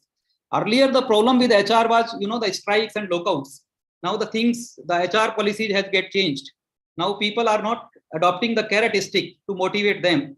Now HR managers are providing rewards, jump promotions, the out of turn promotions to the employees, and they get motivated. So they're working, the motivation style gets changed. If you see the marketing, again, the marketing is being done through artificial intelligence. If you are looking or searching any product for buying online market, or the e-commerce, whatever the site you will visit, you'll see many options related to this. Even for booking the hotels, for booking of flights, for purchasing of any goods or any articles or any materials, everything is being served at your home or at your doorstep. No need to go to the market. So the physical market is losing its existence, its entity nowadays. So things are changing very fast at a speeder rate. The things earlier being delivered through physical resources or through physical format, now it's converting on virtual platform. Even you see the education, the conferences. Earlier we used to meet physically, face to face. Interactions were there during conferences, and now we are talking virtually. So the machines are taking places. Human beings, the communication, the transportation, the supply chain management, the production process, even the thinking process, planning is being done by the artificial intelligence. Machines are doing that process here. So many things are getting changed, and nowadays we are thinking or we are listening that many more things are coming up. Many more things are coming up which will be delivered through machines, not by human beings. You must have listened about driverless cars. Now in coming times, now drivers are taking you away from one place to another place, and now driverless cars are coming. So there will be a threat on the job of drivers. So although the driverless car will be safe, but there are again a threat or the challenge of cyber security. You want to go to any destination, you have put or feeded up the system in the system that you are going to that place, but anyone hacked your the control system, and whatever the place you want to go, you are at the another place. You want to go to the heavenly places, but you went to the hell or the places which are not good for you. So things are there. The business is being captured, is being taken up by the machineries. Just recently, means before 2 months, I visited so many factories. Even I visited, Gujarat, Anand. There was one factory, Amul milk factory, and that is now, there is no human intervention in running or in getting the production from input to output. No human intervention is there. In the closed room, everything is being done by automated machines. No intervention. Earlier, thousands of people were working over there, and everything is being done by machines, by human beings. And now machines are taking place. So this is the basic cause or basic reason why this growth, jobless growth is taking place not only in India but in many places. Even in USA, there is a threat of unemployment in USA also. Earlier, these were the heavenly places to get employment. Many Indians are working in USA or in Canada or in developed countries. But nowadays, these machineries, use of over machineries, are creating challenges, particularly on employment opportunities. And I'm expecting, like in coming days, maybe the teacher may be replaced by the machineries. But the fact is that human being can never be replaced. Of course, you can use machineries, but the way the services are being delivered by human being, but the way the love and affection is being shown by human beings can never be shown by machineries. Although I saw one, the one movie, there was one innovation that shows innovation of one artificial or the human beings here. In that, the lady in the reception was robot, and the robot was giving the answers to the customers in such a way that you are talking to a natural human beings. So robots are taking place of the human beings here. So this is a big threat or the challenge before everyone or each one and connected on this platform. We have to think on. There are so many changes. Simply, I'm giving you the names on which you need to think on: management applications, customer self-service, web conferencing, e-commerce or the e-trends, social networking platforms, customer feedbacks, HRs, and or this digital currency, robots, driverless cars, and some are like even currency is a virtual currency nowadays. My friend John Stoker was discussing about cryptocurrency. So we cannot think of, means before, the 5 years or 10 years, we cannot think of virtual currency. Currency, that means the currency notes, is it physical notes or physical shape is there. But nowadays, currency is available at the virtual or, the not in physical format. So many things are going on. We all connected on this platform have to think on. My purpose of connecting on this is to initiate a thought process, not to have a detailed discussion, because in 10 or 15 minutes, we cannot go in detail, but simply I have initiated a thought process. I have given an idea to think on the issues on which we have to think on. We have to find out the substitute of these. We have to find out the best solution, how we can increase, the employment opportunities, because ultimately we have to use the human being, which is available to us. So with this, I close my remarks. If anyone on this platform having any question, I'm very much open, because this is a debatable issue. Thousands of questions can be asked, and all these connected on this platform may have different opinion. Certainly, this is I say both the side of the coin are there as far as discussion on the recent trends in business is concerned. So anyone may have different opinion, so we can discuss. My email ID and mobile number is there, and if anyone having question nowadays, so over to the organizers, whatever the arrangement they have. Thank you everyone for listening me so patiently. Thank you. My time get over now. It's 1 minute. So sorry for that. Yes, Raju sir. I have a question. When production is increasing in every sector, yes, and people are getting jobless in multiple fold, and driverless cars are coming, and drivers are also becoming in coming days jobless. So inflation is also increasing. What is the reason behind it that production, we are producing more and more, and we have surplus or sufficient persons are there, human beings are there to produce it, but at same time things are becoming more and more costly.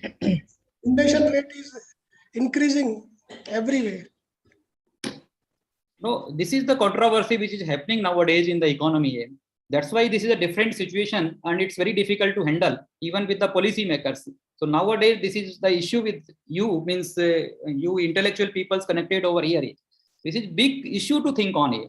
Nowadays, machineries are not costless. Their cost is very high. So you are rightly said that inflation is increasing, the prices are increasing. There is no cost cutting at the level of machineries, use of machineries. I'm worried about the jobless increase in GDP or increase in growth or increase in income. Even income is increasing. Many people are getting jobs. Crores of salaries is there, but not multiple people are getting job. That is the worry. One person is having thousands of jobs, means hundreds of opportunities. Professor Raju is having 100 opportunities, but other side, the another person is applying at 100 places and not getting a job, not at even a one opportunity. So right person is getting the job, but there is no opportunity for the average people or for the average person, which was available before this emerging trends. So these emerging trends are favorable as well as putting so many challenges before us. So we have to think on this, how we can come to resolve this issue, come to resolve this problem. This is with government also. Government is facing this problem, but not getting the solution. Even our finance minister is worried about this. Opposition is raising this, whatever the issue you have raised. Opposition is also raising this issue. So all of us, and this is not scenario of India, this is scenario of the whole world. Thank you, Professor Raju, for asking a very relevant and pertinent question. Thank you so much, sir. And very truly said that definitely robots can take place instead of human beings. But yes, they don't have any feelings as human beings. So, and the conclude of this, small opportunities are often the beginning of great achievement. So, good idea is a good business. Thank you so much, sir. So, being so fast, and you just concluded well in time. So that will be a brilliant thing. And obviously, it was a wonderful learning always and always with your lecture and the presentation. Again, big thank you. Now, as the session goes well and went well, I would like to invite the chairperson, Professor Dr. S.S. Lodha, Southern Connecticut State University, USA, for concluding the session of the international conference. Sir, may I have a few words for the closing ceremony? Oh, thank you, Dr. Parul. I have heard wonderful speeches, and last speech of Dr. Goel was very impressive. And I would only say that I am a marketing professor. The human needs are unlimited. I have seen America. Even today at many stores, I have just come a month ago, as I said, there are posters, people join, they come for the job, they will be given more and more incentive. Human needs are unlimited. As we satisfy more, don't worry about it. I've seen the country with the highest technology and the unemployment rate was almost zero, means 4.2. Well, anyway, I have to only say that business and technology are highly integrated, and you are seeing in the training, the education also, many engineers are going for MBA education. And in fact, now I was giving a talk at Technology University, I think it was Kota, that what is the future of MBA? I said MBA as such will not remain, MBA will become part of all education. So therefore, I would say that MBA and technology is becoming one part. My another concern is that, my statement is that we have to bring efficiency, climate, warming, these all are becoming issues.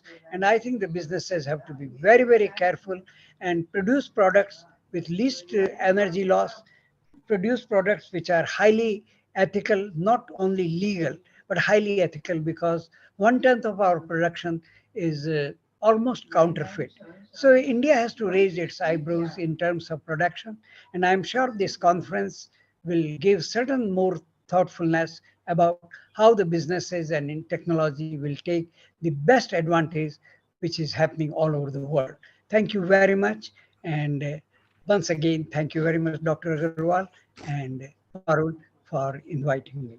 Thank you. Pleasure is all mine and ours, sir. Thank you so much that you will give us a time, collaborated with us, and give a wonderful blessings in the starting and end of this closing ceremony. We are really happy and blessed to have you in the international conference. Last but not the least, I would like to invite Professor Dr. Jyotsna ma'am for vote of thanks. Thank you, Parul. Good evening from India and namaskar. It is indeed an honor for me, Professor Dr. Jyotsna Mehta, to propose the vote of thanks as the international conference held by SS Jain Subodh Management Institute on recent advances in business and technology comes to its conclusion. I would like to thank, first of all, the chief guest of the evening, Professor S.K. Garg, sir, our dynamic chief guest. Thank you also to Professor S.S. Lodha, sir, for chairing the event and sharing his valuable insights into the proceedings. Special thanks to Dr. Sharad Maheshwari, special guest for the event. Thank you so much to our brilliant keynote speakers, Dr. John Stocker, Dr. Ricardo G. Barcelona, Dr. Vorakomol Visten, Dr. Tamanna Dalvi, and Professor Dr. Krishna A. Goel for their keen insight, informative discourse, and valuable perspective. I would also like to thank our management committee led by Shri S.S. Bothra sir, our convener sir, Shri R.C. Jain sir, and of course our dynamic director, Professor Dr. Raju Agarwal sir, under whose leadership the Institute is growing from strength to strength, and who are the mentors of many such programs, such as the one we saw today. Thank you all to all the esteemed guests who joined this forum, and of course all the participants for their time, for their interest and their enthusiasm that has contributed immensely to today's conference and its success. Thank you all so much. Namaskar. Thank you so much, ma'am. All well that ends well. Still the finds the crown. Whatever the course, the end is the renown. So thank you so much to be a part of this, a successful, now I'm saying it's a successful and a wonderful International Conference 2022 with amazing speakers and all the eminent personalities in this screen. Thank you so much again. The link already shared on the chat box and also shared on the WhatsApp group. Thank you. Ricardo, sir, Thank you, it's ma'am. been a great meeting with you in our screen, and definitely whenever you come to India, do visit our institute also. Thank you so much to be a part of this international conference. Krishna A. Goyal, sir, always your blessings, your commitments and your contribution give a lot of boost energy. Thank you so much to be here and always give blessings. SS Lora, sir, thank you so much for your blessings. We all looking forward for more events, and with this beautiful evening, with a very good health and a future, I would like to end of this international conference. Stay with us for more events. Thank you so much. Namaste.